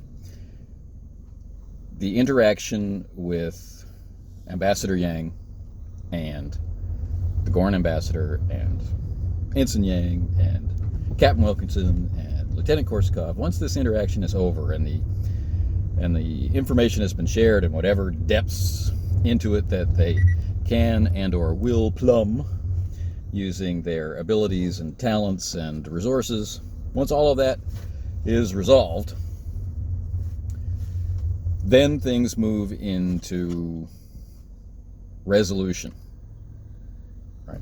Now that might mean we're quite a distance from the conclusion of the episode, but what I mean is the climb toward the part where the characters can really take the reins, right, is over, right? We have been given the mission, we've reacted to the mission, we've made some preliminary efforts to improve our situation. The first gambit, the first probative gesture of the enemy, Captain Anders, has been met in the space minefield trap, right? And the quest for information is, of course, continuing in the background, searching for everything we know about Anders and his past missions, researching lore about these places. All the stuff is going on in the background. In the foreground of that kind of not passive, but, task for non-main characters stuff, we have the interaction with the Gorn, the interaction with the alien species who has the inside track on knowledge about this particular past spacefaring culture. That will be the corner piece to the puzzle that will give shape to the other pieces of information, allowing the characters who are starting this particular episode in a reactive mode because of the events of the previous episode. So they start out being told to chase the enemy, and there's no time and there's rush, so that their capacity for action has been curtailed by circumstance. Well, now we're at the point where their capacity for action is once again opened up. So in this particular episode with its particular shape, that means we're now heading toward the climax, heading toward the conclusion, heading toward the resolution of all these different things. So this could, happen really, really quickly, or it might take time. None of that is relevant, and none of that requires any preparation from me. I may have to create an NPC on the spot. I'm not sure. They may need to create supporting cast on the spot. I don't know. But the Avicenna is the Avicenna. It remains the same. And it, the interaction with the established supporting cast and whoever else that they may draft into existence, these are all within the established framework for improvisation. This doesn't require any preparation on my part. It just requires me to pay attention to what's happening. But the success of whatever plan they come up with to catch Anders will require some preparation, because if they're successful, then they're going to a location. So I need to be able to describe this location. And we've had some interesting locations so far. And Triacus was particularly compelling, with its two large asteroid fields, and I saw some reactions, some positive reaction expressions from the players as we described that. But we're not going there. They might go there, but Anders isn't going there. So where is he going? All right. So Triton 8 will stand as a subsidiary, as an outpost of this empire. And the records of Captain Anders and a variety of other things, space legends, are going to point to the center of that empire, but also to its technological center. All right, there's the capital, the legendary capital of the spacefaring civilization, but also its dark heart, the place where its mighty fleets sailed from, the place where its horrifying transporter technology functioned, and so on and so forth. So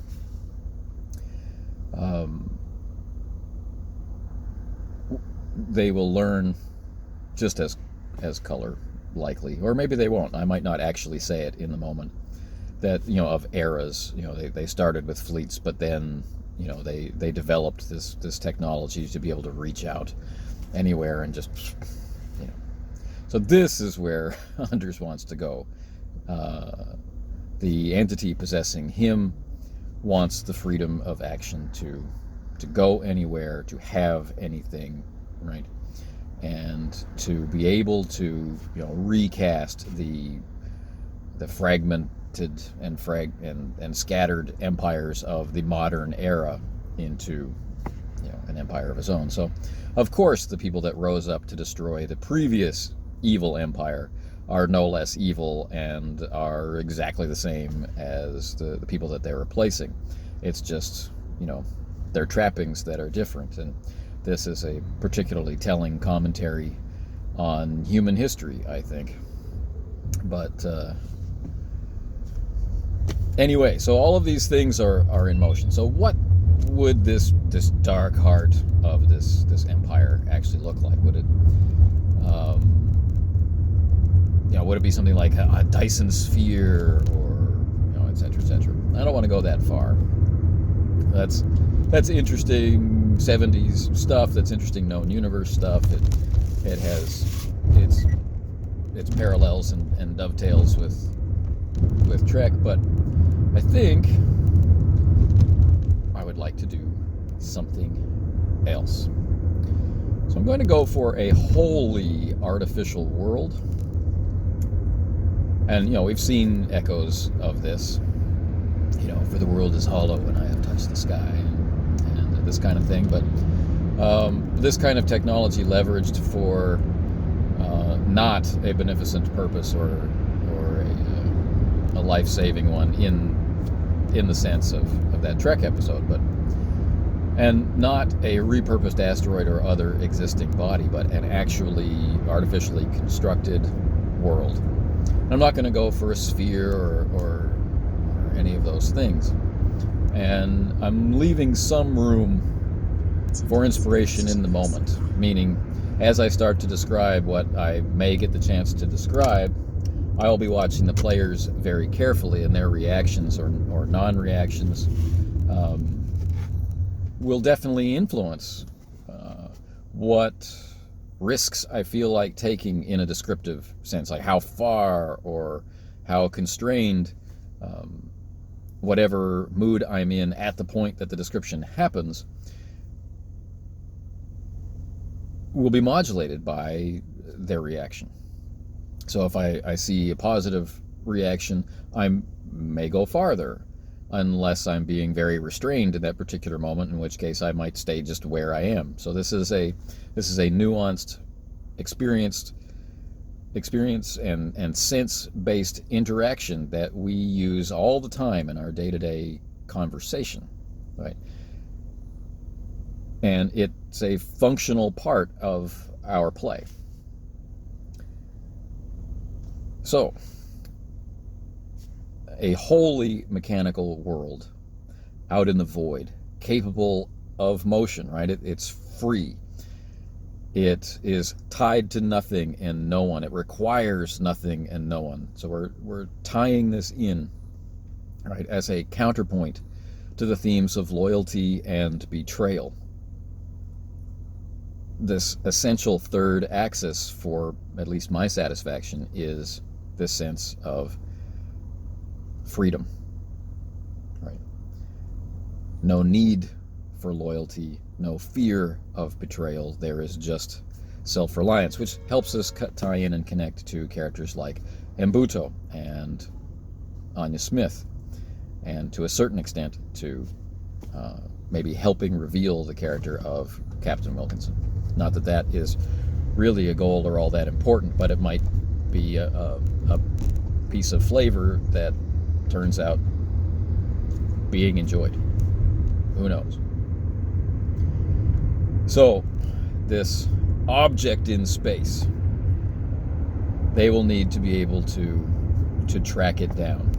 And they will be able to do so because it's Star Trek. They might not succeed in doing so, but they have... Star Trek, the original series, has given us the tools to make this necessary. I mean, after all, they were able to plot the location of the planet Eden. So, based on star charts, based on all this different data, based on the information that the Gorn will highlight for them and supplement in this subspace communication, they will have the data that they need if they, if their characters choose to, and if the dice allow them to, they'll be able to find this object in space. If they instead choose to go to the actual capital of this spacefaring empire, they'll miss Anders, and they will lose. They'll fail the mission. But they will be able to, further arm themselves should we bring the character of Anders back for a third go-around. But one thing I would not do is bring Anders back for a third episode as the next episode. Right. We may decide at the end of this episode that there won't be any more episodes. During the survey,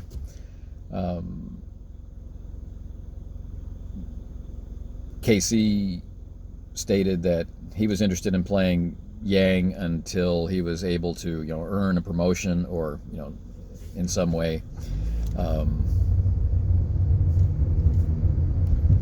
I think this is my interpretation, get recognized in his own right. So moving the character from where he began to a recognizably new state connected to where he started and how he's been played. And Ron mentioned being interested in playing, at least one more. Didn't tie that to any particular character goals or anything, but so, there may be scheduling changes in people's future, and there may be diminishing returns on working with this particular system or this particular campaign as we look forward, and so on and so forth. So at some point, the campaign may come to an end, and we may never get to the point where it feels right for the return of Anders, but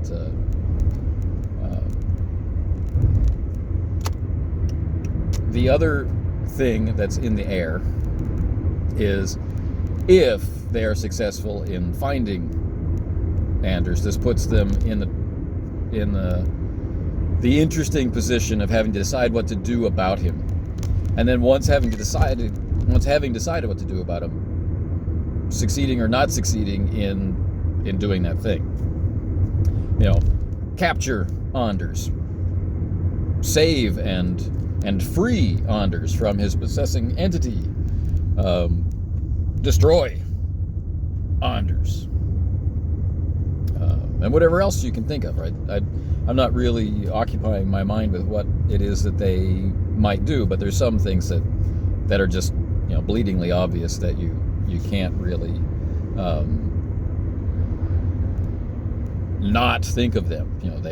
They'll have to catch him. They'll have to kill him. They'll kill him by accident. That kind of stuff.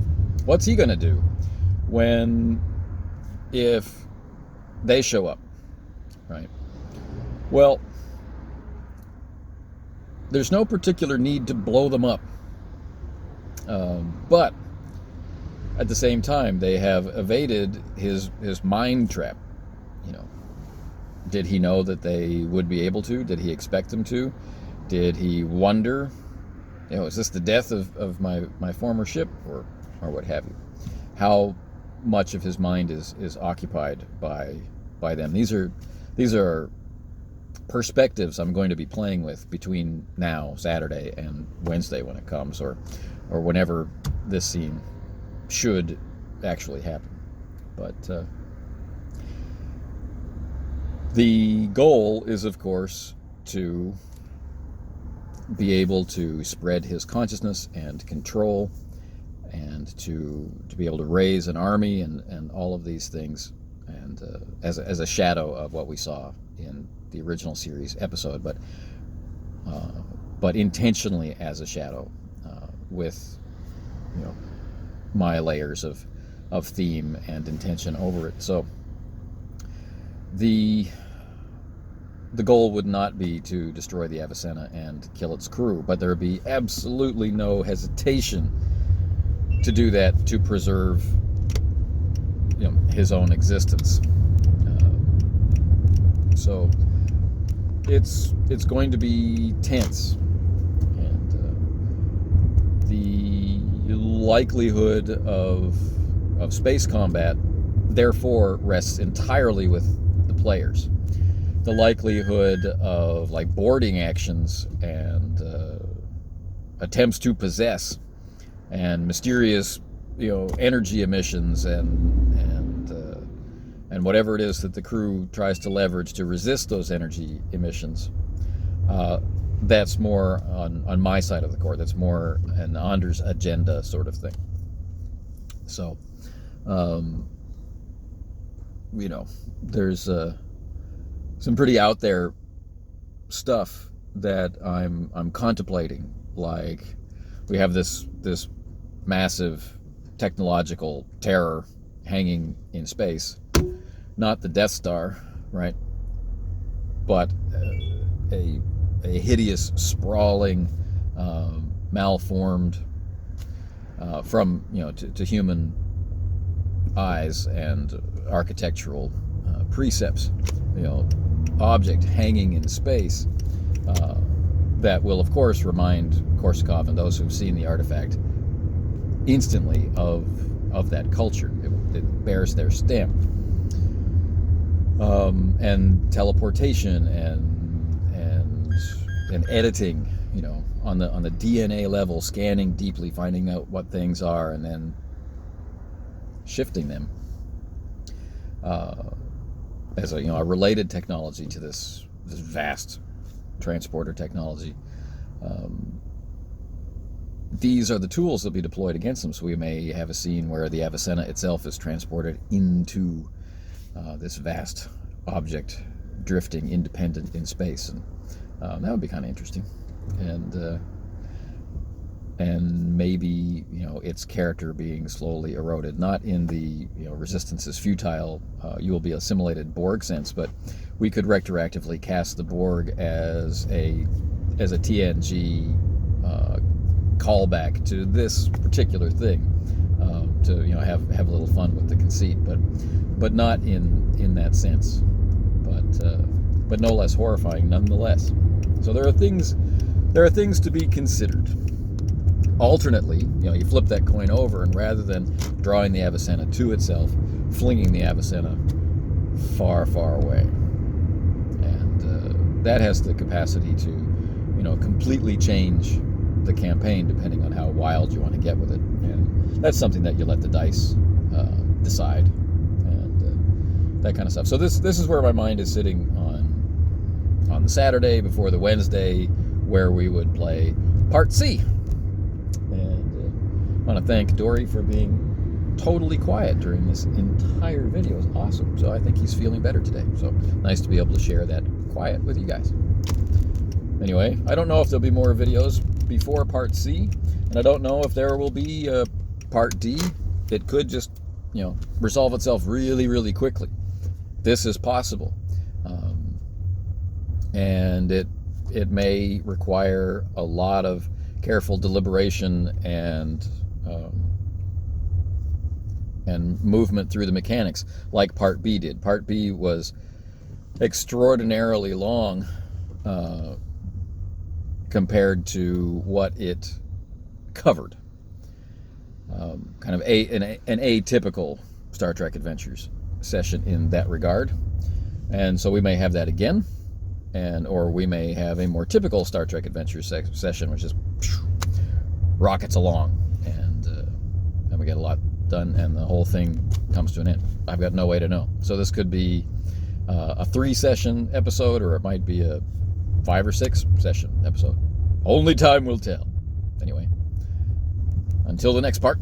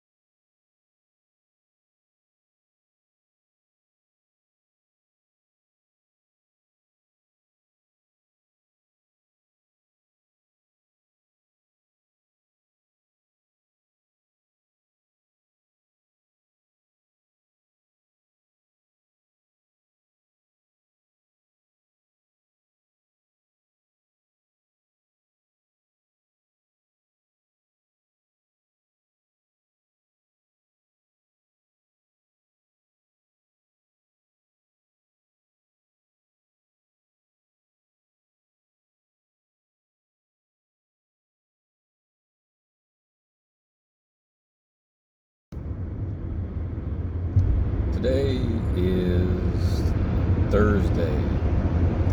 Thursday after the Wednesday wherein we played Part C. I did not film any subsequent preparation videos between the one before this and this because Bodhi, the white retriever you've seen from time to time in these clips, passed away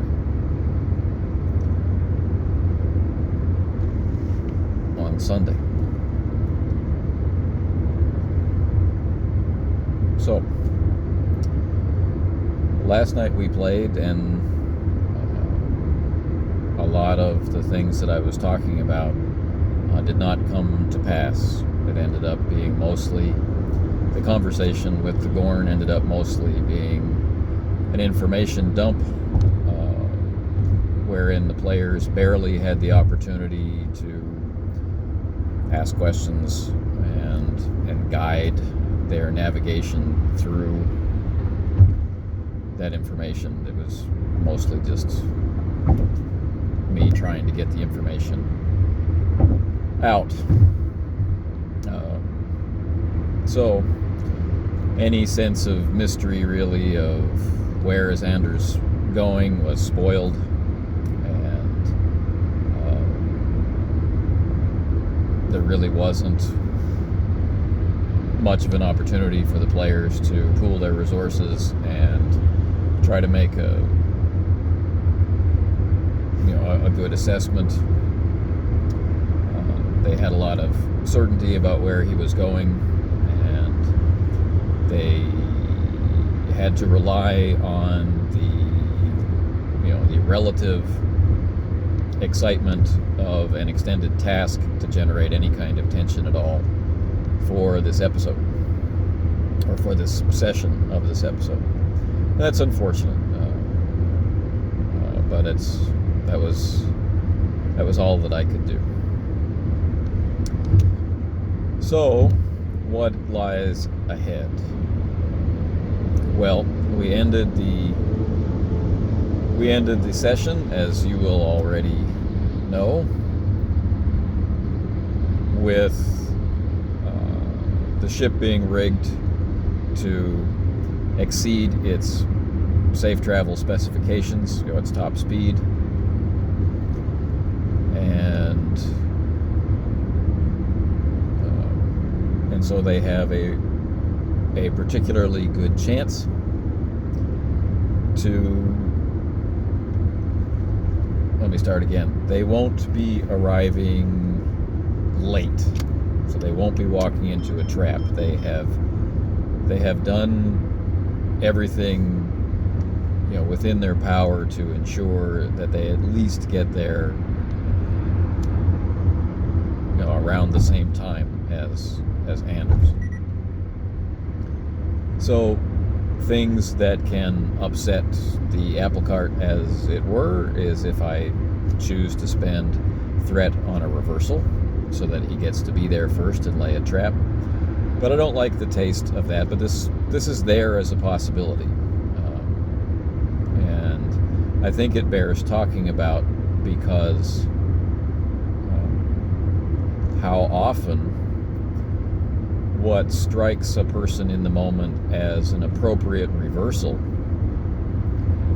turns out to be a negation of what it is the characters have been working toward. So an example from my own play that I think is a good use of a reversal was a relatively successful negotiation with the Klingon, and I'm playing an important but not a commanding officer in the scene, and this is all starting to feel very much like the dinner in Space Seed between Kirk and Spock and Khan and Bones and everyone, where they're trying to figure out who this Khan guy is. that kind of thing. So it was feeling that way and going fairly well, and not to negate our successes, but instead to end the scene, end our progress, and create tension that would be interesting in subsequent scenes. The game master called for a reversal. All right, so paid quite a bit of threat because there was paid 6 threat because there were 3 player characters, and that's quite an investment in making this happen. And to reiterate, this let us retain the successes that we had, let us retain the forward movement that we had made, but introduced a very interesting complication, right? We now had a different set of challenges to overcome in order to fulfill our mission. So I think that's quite interesting. But if I were to, because we have 2 main characters, if I were to spend 4 threat and say, you know what, despite all the things that you've done, Anders has gotten there first, this is not terribly interesting. But I do have quite a bit of threat available now, and I could keep it in a pool to make Potemkin a very deadly opponent in space combat.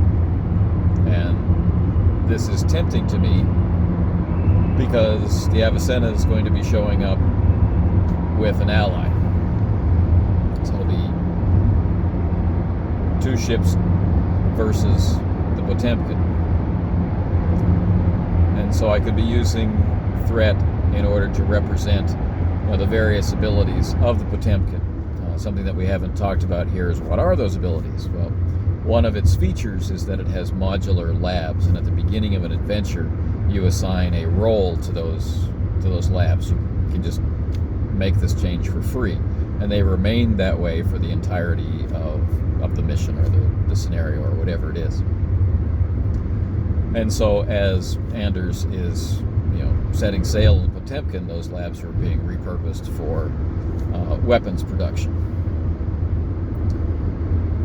So that I have these opportunities to me, so I can be spending threat to create advantages which will make things impossible or possible, and which will increase the difficulty of things. So I can do a variety of things very, very easily with a certain amount of ambiguity, but that have specific system effects.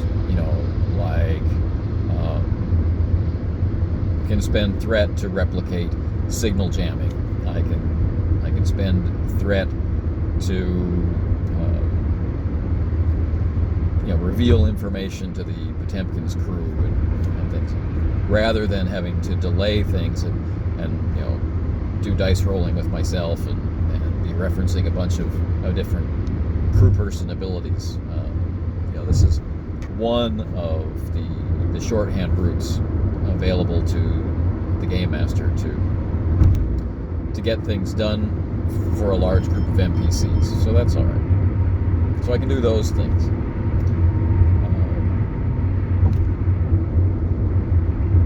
And I can deploy more interesting weapon structures by calling in reinforcements. And so there's a lot of stuff that's available. But then we have this location. The location itself. The location itself is going to be adding threat because it's a threatening location. And what strikes me as interesting, rather than just having a space battle in this location, or however it is that the players approach it, whether this be negotiation through the main viewer, or whether they do a boarding action or who knows what.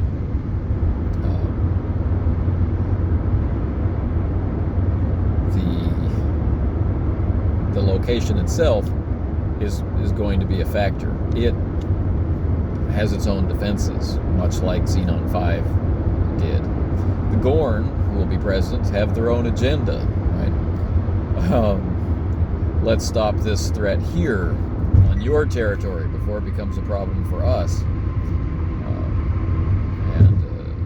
The Gorn have no particular reason to value the Federation lives that the crew of the Avicenna do. So the Gorn as NPCs can also be in a position to generate threats. So we're in a threat-rich environment, which will allow for, once combat starts, combat generates its own threat,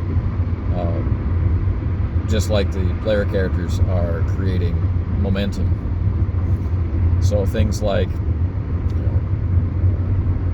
doing extra damage, things like being able to bring in interesting qualities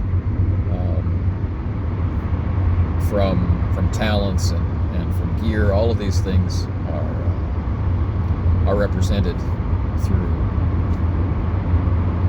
the situation's ability to create threat all on its own. So the end goal of the main characters, and rightfully so, is to make sure the crew survives, but not just survives, the crew can be, returned to their native state, freed of this alien possession. And I'm not particularly tied to an implementation of it, and I don't want to dwell on it too much, but we have the NPC of Anders prepared and his special abilities, and it would be interesting to get into a face-to-face thing with him and have the advantages that they have accrued so far, such as their crude, not really refined method for resisting his mind control, resisting the energy that powers all of this alien culture's major technology. It'd be kind of nice to see that actually come into play, and not just be a preventative measure that was not needed. It'd be nice to see it'd be relevant, but I'm not going to push things so that it is. So I really don't have anything left to prepare. I know what the location looks like. I know what the location can do, and it's not going to be radically different from what we have already seen. It has to look and feel like the culture that we've already established, not some step up the rung to a more challenging situation. But I do want it to convey a certain amount of dread of a potential for future destruction and devastation that should not be allowed to continue existing. So,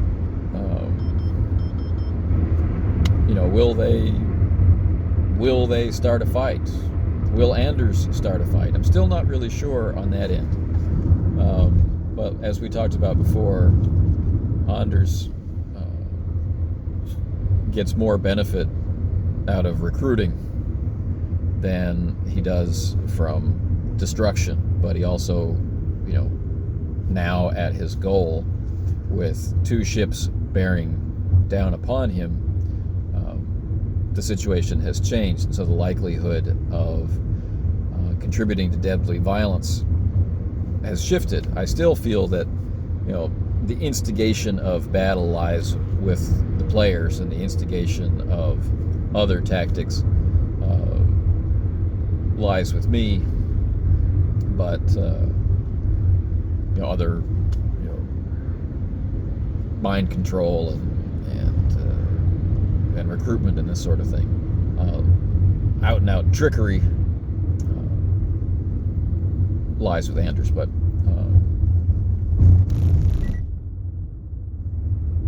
it remains to be seen how the session actually starts.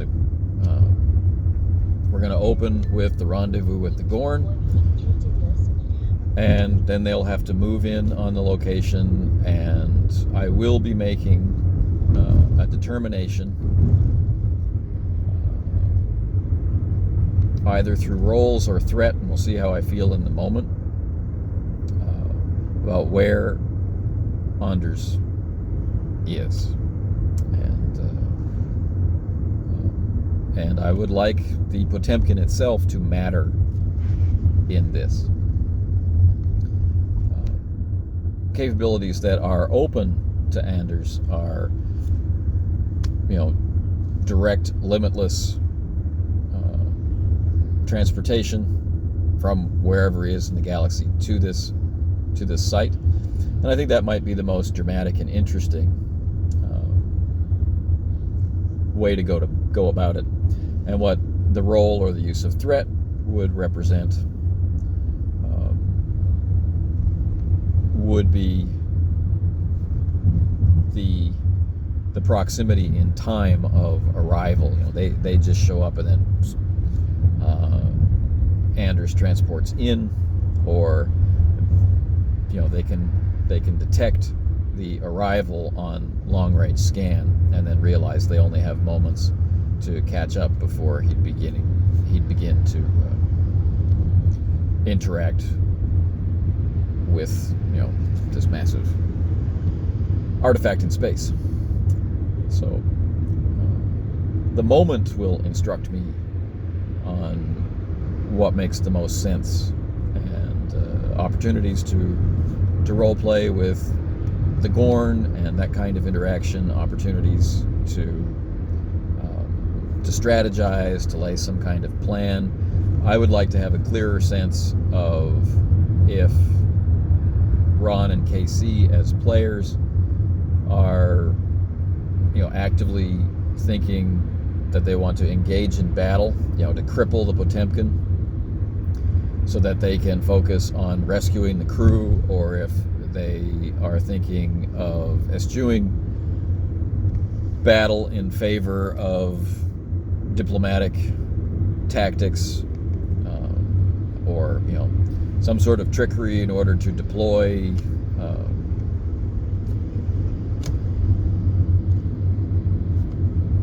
signal blocking technology that they are going to try and cobble together at the last minute.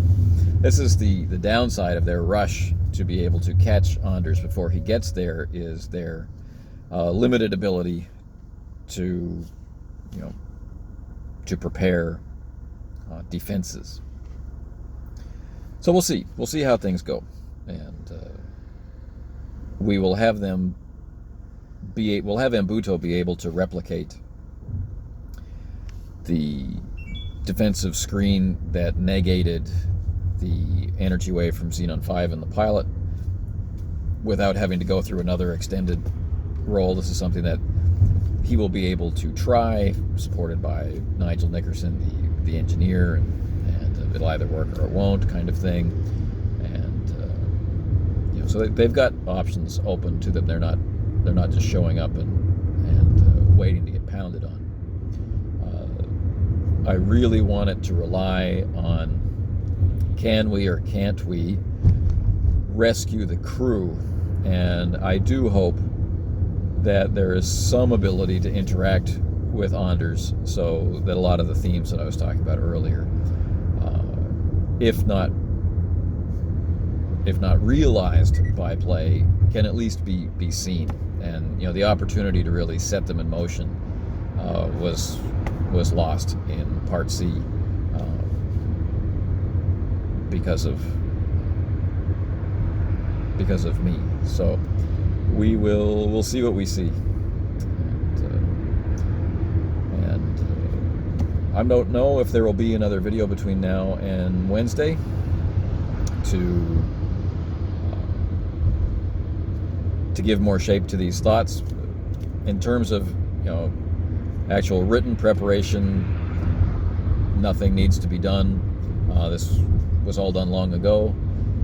And in terms of organizing thoughts or organizing scenes, as we've discussed now, that's going to rely on my instincts in the moment and reactions that I perceive in the players and the direct actions taken. We're starting out with an open scene. So what are they going to do? How are they going to use what little preparation time they have available to them, and how are they going to use their interaction time with the Gorn cruiser that's going to be accompanying them, right? This will really set, it will define and limit the opportunities open to them and the speed with which the session progresses. So it may end in the next session, or it may continue on because of processing time and whatnot. We might expect combat to take longer than a normal episode, especially because there's only 2 main characters. So anyway, that brings, I think, this somewhat meandering and distracted video to a close. We are in traffic, and it is March 16th? 16th. It's March 16th. Tomorrow is Wednesday, and we will play Star Trek Adventures, and that will be part D of part 2 of Court of Opinion. I guess the title still fits. Not really in the way that I imagined it might way back in part A. I expected a faster pace for this one, but as we talked about, one of the major reasons why part C didn't work was me, not them. Not the players. No, not them. So, what do I mean by didn't work? Didn't have that fast pace. Didn't move directly from the conversation into whatever it was that they planned. Didn't get to the whole. Things just took time because I was not sharp and focused. So part D doesn't really leave much. And so this is one of those preparation videos where, like we've said before, there's really nothing left to prepare, but there are things to decide. And so what I've been thinking about since the last video is how hard should my decisions be to match all the things which our campaign is, and none of the things that our campaign is not. Right? How aggressive will it feel right to play Anders? What fits? And we have definitely laid the groundwork for him being capable of accurate prediction and forethought, or at least covering all his bases to give that illusion that he has a good ability to predict what people are going to do, that kind of thing. He's known to be a tactician, and so he's been demonstrated deploying his tactical acumen and so on and so forth. So we will not be surprised if Anders is a tough opponent, and Anders should not rely on just firing phasers and photon torpedoes. Anders shouldn't rely on beaming security officers over with phasers for boarding actions, or bluffing about a Corbomite device or any of those things. So then, you're okay. Yeah. What should be done, right? So we'll have the Gorn and we'll have the Avicenna show up out of range, whatever that means, and move in on this location. And what you will know already that the players don't know is that they have identified the right place to go, and this is where Anders was heading. They don't really know why he was heading there. well, let's say we haven't talked about why he was heading there. We didn't get into that sort of stuff. They may have their own theories about why he's headed to the dark heart. But a moment's thought should reveal why it is to launch his war, because that's what they do. That's all they do. And they absolutely will not stop ever until you are dead. So anyway,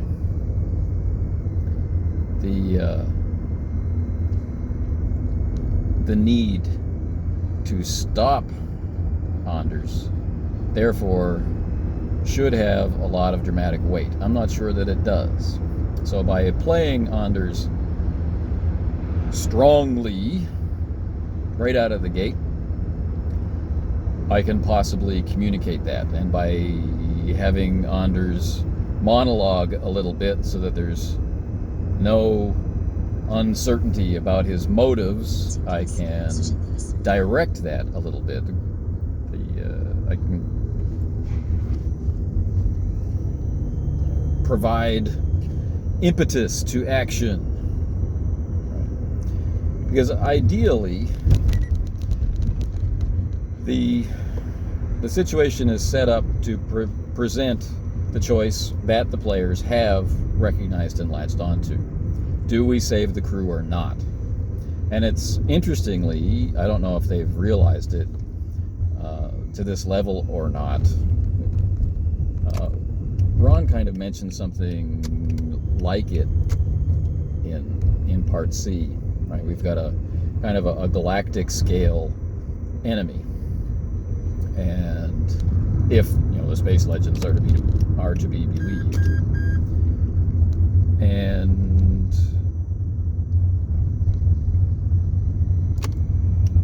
the thing that they're focused on saving is this crew of 400 people, victims who have been taken over. Right. Well, 400 people wagered against the trillions of lives in the Star Trek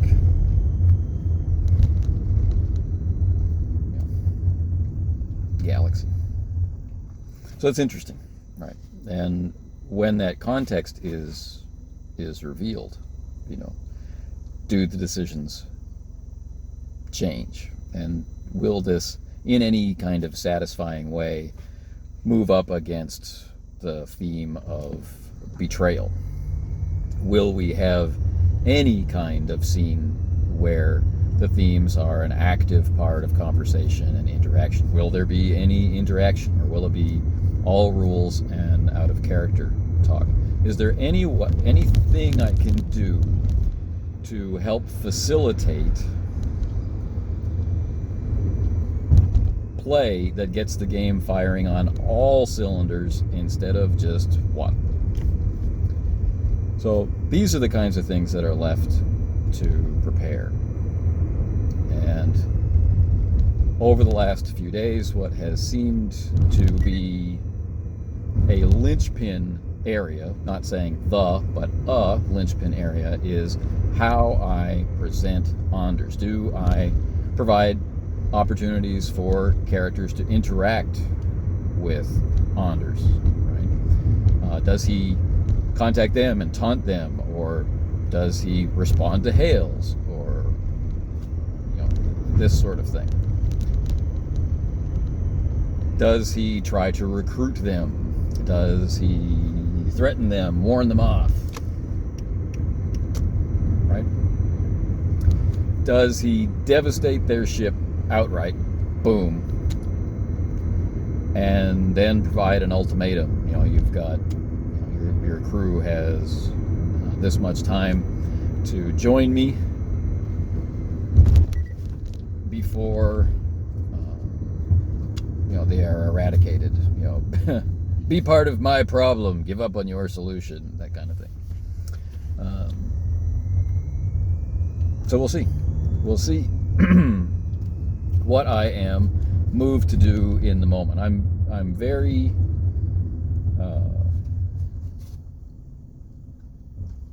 fairly certain, I guess not very, but fairly certain that I want to play Anders as a significant threat who's familiar with Wilkinson, who knows his tactics in the same way that Wilkinson has been granted insight into Anders' tactics, And but that's like a background thing. That's just something for color. I don't want this to become, a struggle between these two captains. It's not relevant. We need to see what the main characters are doing, and the main characters need to be a part of what's actually going on. They need to involve themselves in the situation. Right? As long as that happens and the players can find a way for their main characters to interact with the situation in a full character way, their values are relevant, the mission profile of the ship is relevant, or things of this nature, their talents, save the day, or these are just random examples, but the idea is that if the characters show up and get used, right, in a satisfying way, if the players are satisfied by the play of their characters in the situation as it is, then we'll have some measure of success. But if these things aren't reached, then it's just another example of the group aiming at a target and missing. So like I said, thoughts about Anders as a useful element of the setting and as a motivating factor in the situation may enable me to feel like I'm playing my side of the equation well, give me some satisfaction in presenting the scenes, and then we'll see if we get met on the other side by character action and interaction, reaction, and just action. So that's pretty much it. That's where we are, and that's what I'm going to be thinking about between now and when we play, around 25 hours from now. And what would be something else that I could do? Well, I could utilize the Gorn. Right? The Gorn are going to be partners, and we can do scenes of role play with the Gorn to, again, articulate, to get these things out in the open, the potential loss of life, what the Gorn see as the real threat represented by Anders and the crew of the Potemkin, the possessed crew of the Potemkin, bringing this civilization back from destruction. Right? And we could even slip in some of the lessons of a civilization in decay, as an insight into our contemporary world, where we can definitely see signs of the decline of education and its effect on society and the like. So there are multiple routes into setting up the next session without taking a forceful hand into where it goes in terms of events. Right? These are instead ways to think about acting, reacting, and interacting. Right? So, given the choice to play the captain of the Gorn vessel, how should that NPC behave. Given the choice to have a conversation as Anders, what would that character want to get out of a conversation? Are they stalling for time? Are they actively recruiting? Are they seeking to cow an enemy and thrill to the sense of power that brings? I mean, what character elements? Because it's all about the character. The events have no real meaning without the character behind them. And the things that we say to each other in play don't really have any meaning if they don't cast us into the role of character. And that's really what has only lightly been touched on, like a stone skipping across the surface of the lake. We're at the lake. We occasionally are on the surface of the lake, but we so rarely dip into and interact with the lake. So it would be nice to see. But I'm not going to go into the session looking to push that agenda. I've had to step away from that agenda, but I do want to see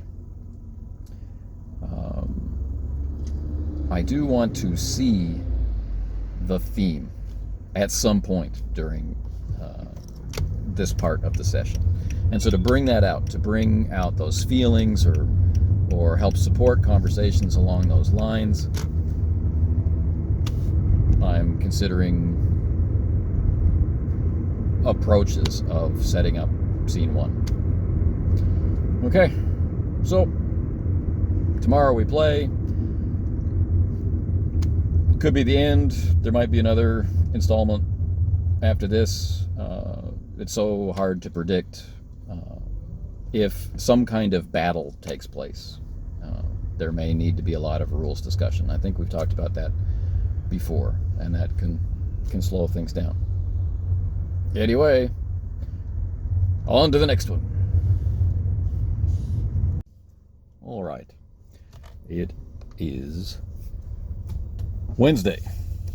And so unless something happens between now and this evening, we will play Star Trek Adventures. So I have been doing what I said I would be doing. I've been considering ways to interact with the main characters, be that through the Gorn or be that through Anders, right? And I've been considering how strongly I want to make their actions, right? How strong I want to make their actions, how strongly I want to portray them, how hard do I want to play. For the Gorn being allies, this is a different sort of question. So I thought about that for a while, and the sort of recommendations that they would reasonably make, and their reasoning for doing so. We only have the one original series episode on which to base their behavior, but we see that they are highly technologically advanced. They're capable of doing things that the Federation hasn't considered, and like to operate seemingly in small groups. They sent a sufficient force to wipe out the colony on Cestus 4, is it? Cestus plus some number. And when the Enterprise shows up, it's a significantly stronger opponent than the colony was on its own, and the Gorn are willing to retreat after suffering some significant losses. So, but they sort of, as was mentioned in the previous episode, previous session, they have a scorched earth policy.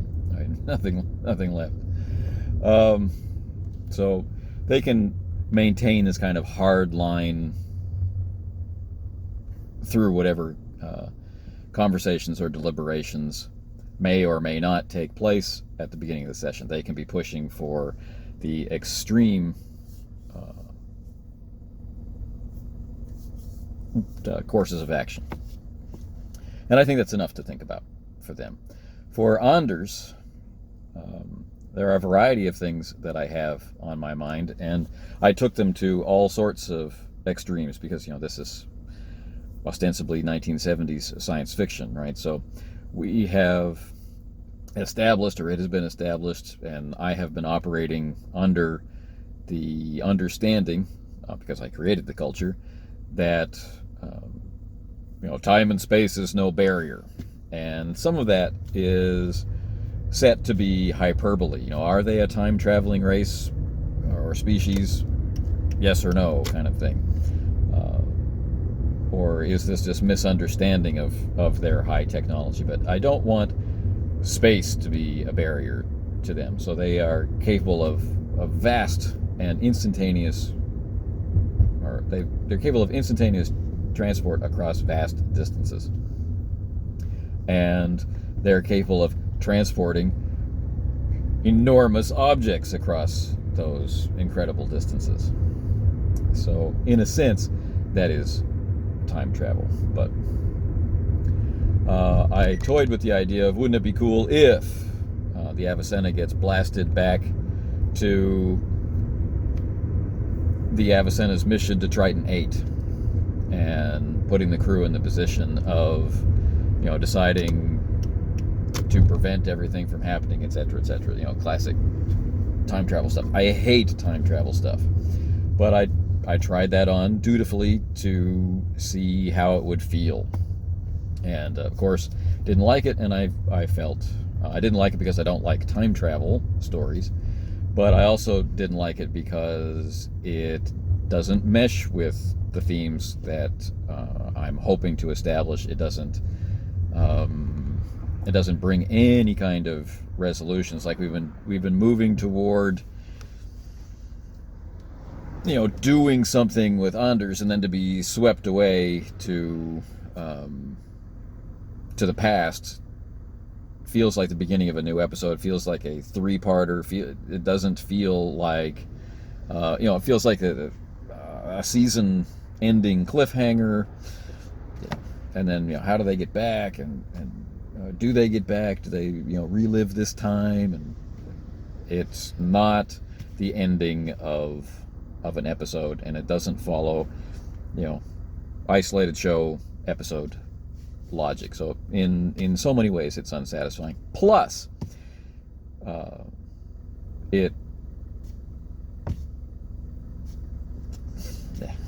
so anyway, so I experimented with thoughts like that, and thoughts like, well, what if Anders did have a previous encounter with this technology, and long before, and that sort of thing, and so we could find an Anders from the past aboard the Dark Heart already when they show up, and then they can observe in some fashion him being transported away, possibly back in time, and that we can have this moment of, where did he go? We've lost him kind of nonsense. Where's the Potemkin? And then the Potemkin shows up,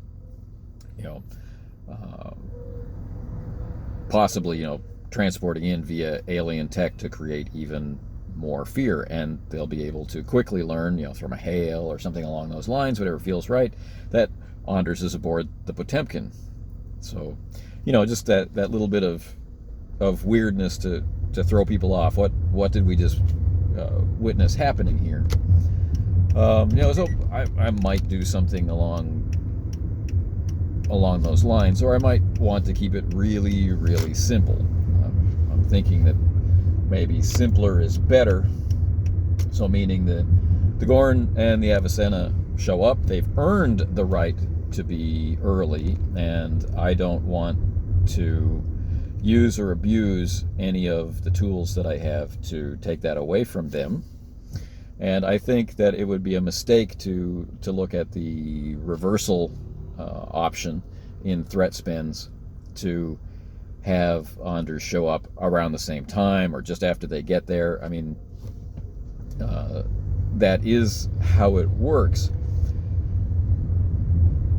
on the surface, but I think a reversal would be better used, that, you know, they show up and he shows up in a way that is unsettling or disturbing, you know, something like I was just talking about. So either he demonstrates, on the simplest level, he demonstrates he already has access to or command of the alien culture's technology, and so they have to be extremely careful, or they are unsettled in some other way by something that they don't understand taking place. That would be a way to do a reversal. Having him show up will also be tied to threat. I've been amassing quite a bit of threat along these lines for these reasons, based on decisions that the characters have made through the episode and time that they've used and the like. And so I will have Anders arrive when it feels good for him to arrive, by spending threat, the same as if I were bringing in reinforcements to an existing space battle or whatever.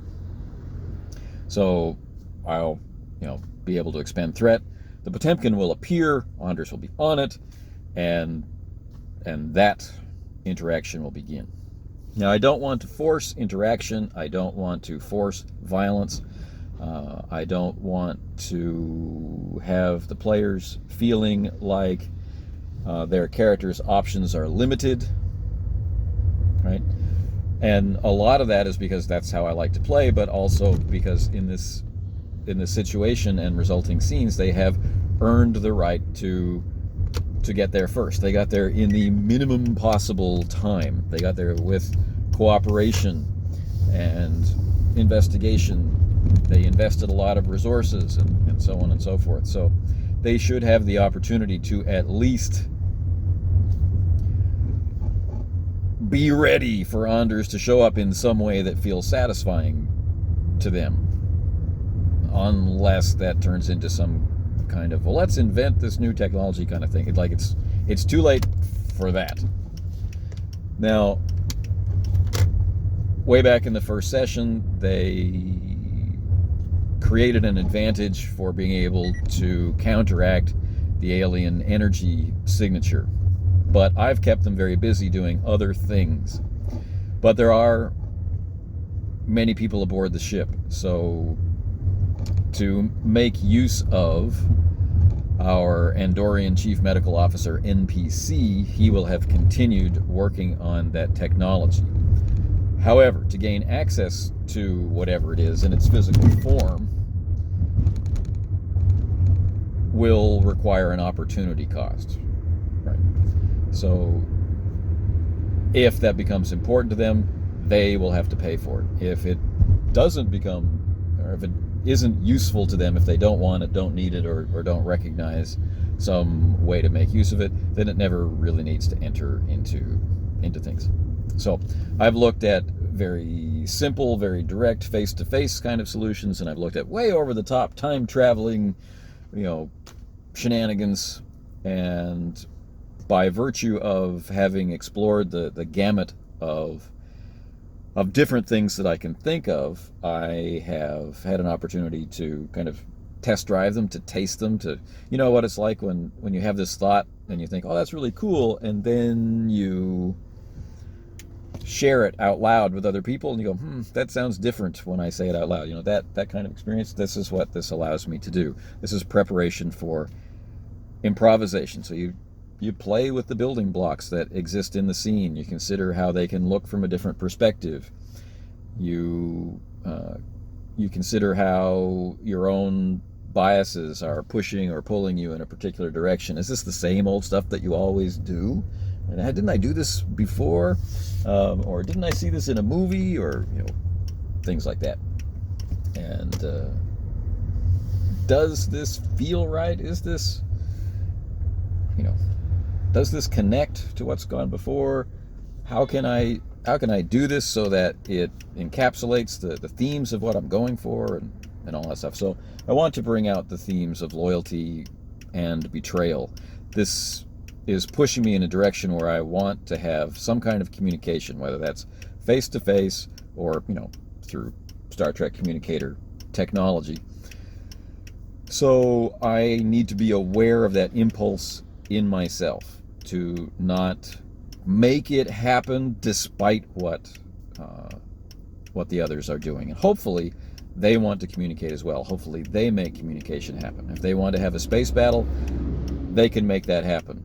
If they dither, then of course Anders is going to interact toward his goals, and his goals mean, subjugating and suborning the crew. So he will be making use of his technology, which is going to be unreliable, because we've seen that the alien culture has collapsed, and it's been aeons, and so it's not just going to work and be perfect, but he will in some way be able to cause devastating damage to the Avicenna, much like we saw in the Xenon 5 episode, where how things interact with, how the alien energy can be made to interact explosively with shield technology, and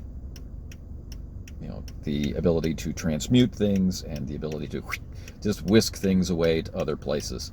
All of these I will be deploying. All of these will cost threat. This will quickly dwindle down my threat pool, but being in the vicinity of the Dark Heart is going to pay me just a little bit of threat, because it's a threatening scene. So we'll see how it goes, and it will be just a few hours from now. Well, anyway, it's 11 a.m. and we'll be playing at 5:30 p.m., so just a few hours from now.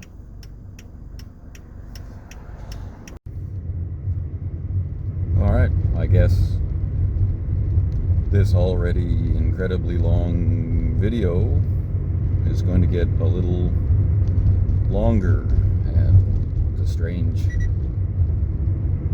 and uncomfortable silence will persist.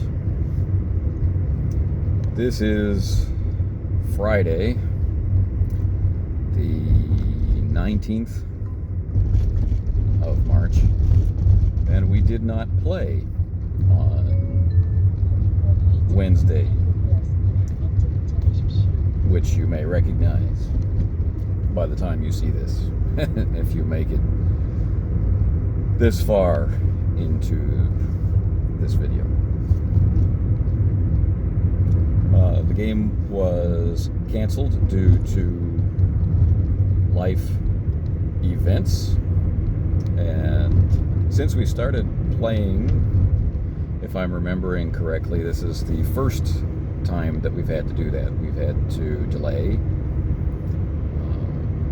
sessions, and we've had a very short session, but that's not a bad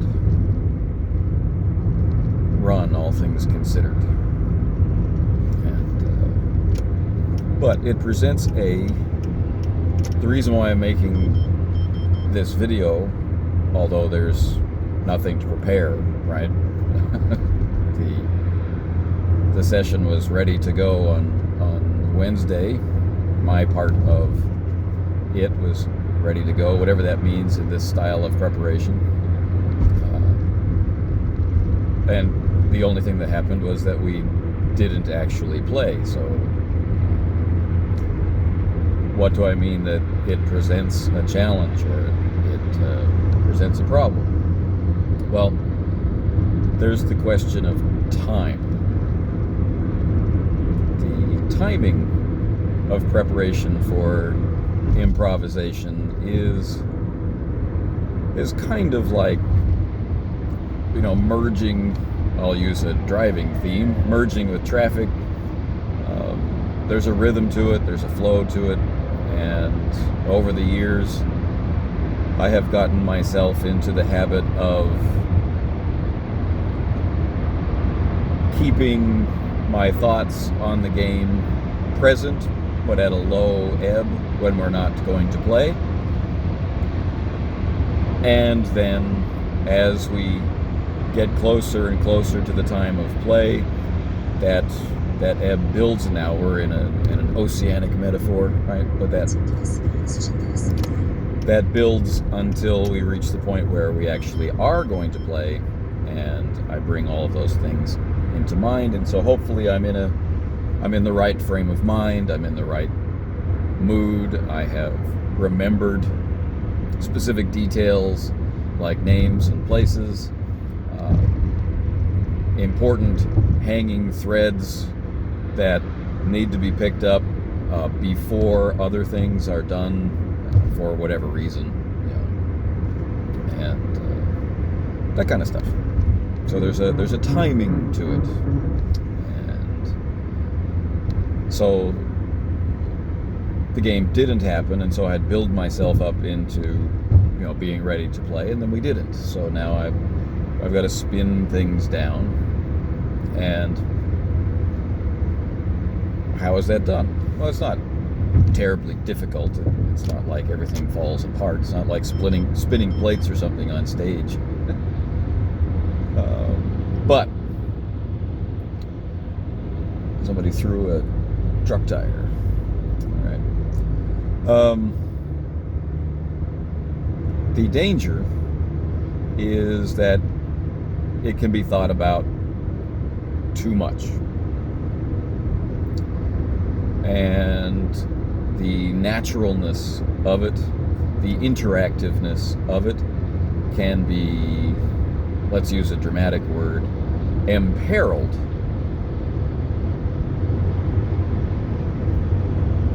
if the person in the game master's position keeps test driving situations. If they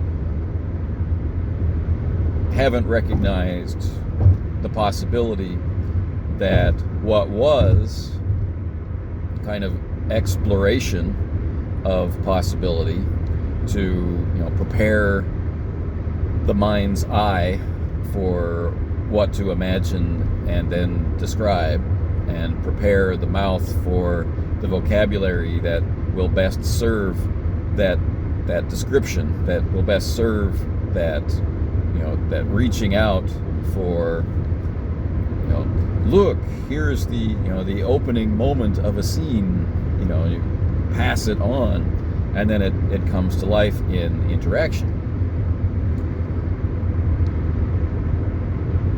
But too much of that, and things begin to calcify, things cease being, well, I could do it this way or I could do it that way, and they become, I want to do it this way, I want to do it that way. And that can translate into, I will do it this way, I will do it that way, which then can just come out of your mouth. And we move, or can move, there's the risk of moving beyond that opening suggestion, that opening connection, that opening spark, and into things like, this is what's there, this is what's happening, this is why it's happening, this is how you feel, and too many liberties can be taken, too many doors can be accidentally closed, or hallways cut off, and things like this, points of access and egress, ways to maneuver through the scene, can have been imagined and can have been twisted or taken or in some way lost. And then it can start to feel like you're in a choose your own adventure kind of thing. And this can be subtle, and this can actually pass unnoticed. The way information is presented,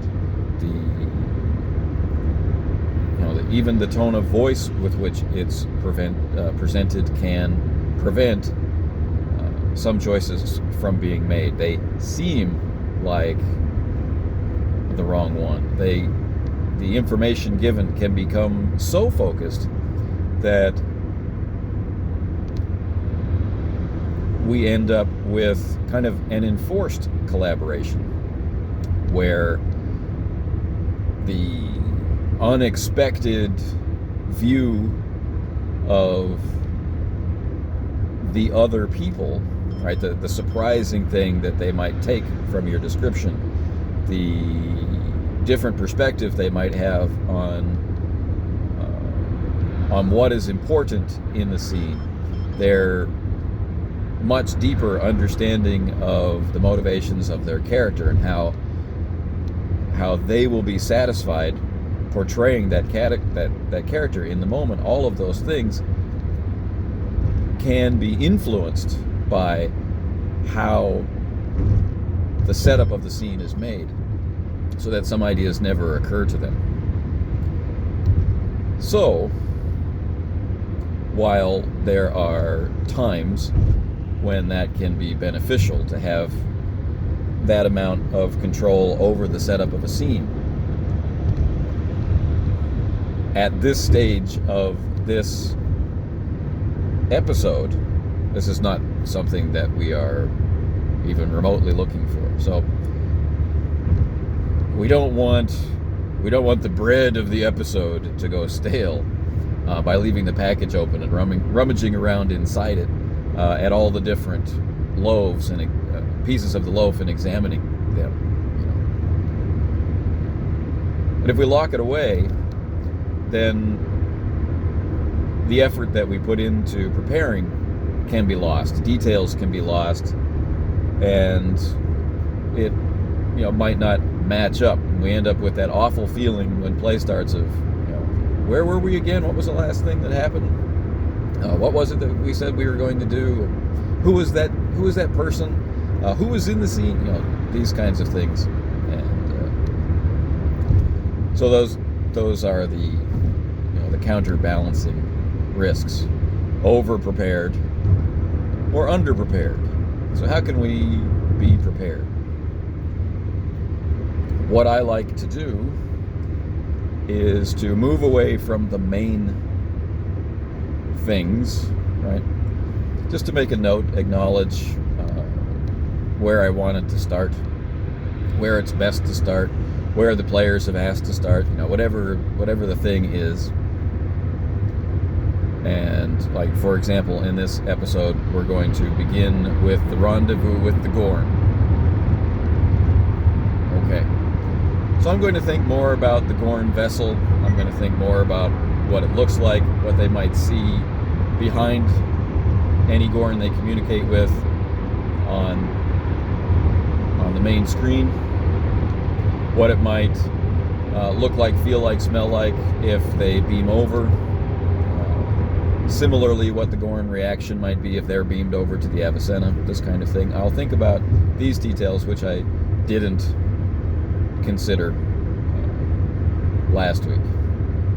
And I will think about the state of the Potemkin. What does it mean that these modular labs have been working on weaponry, and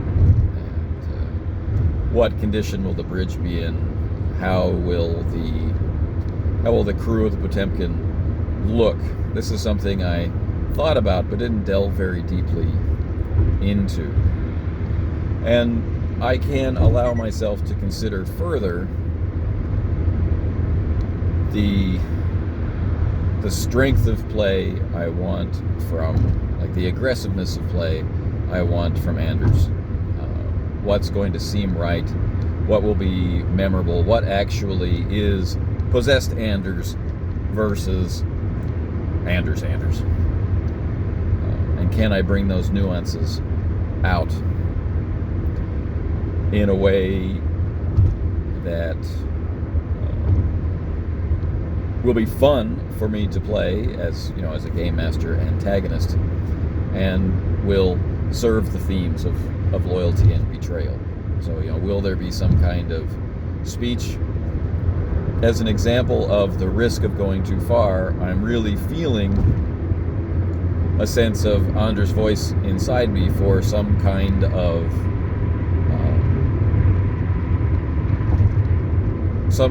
speech, some kind of,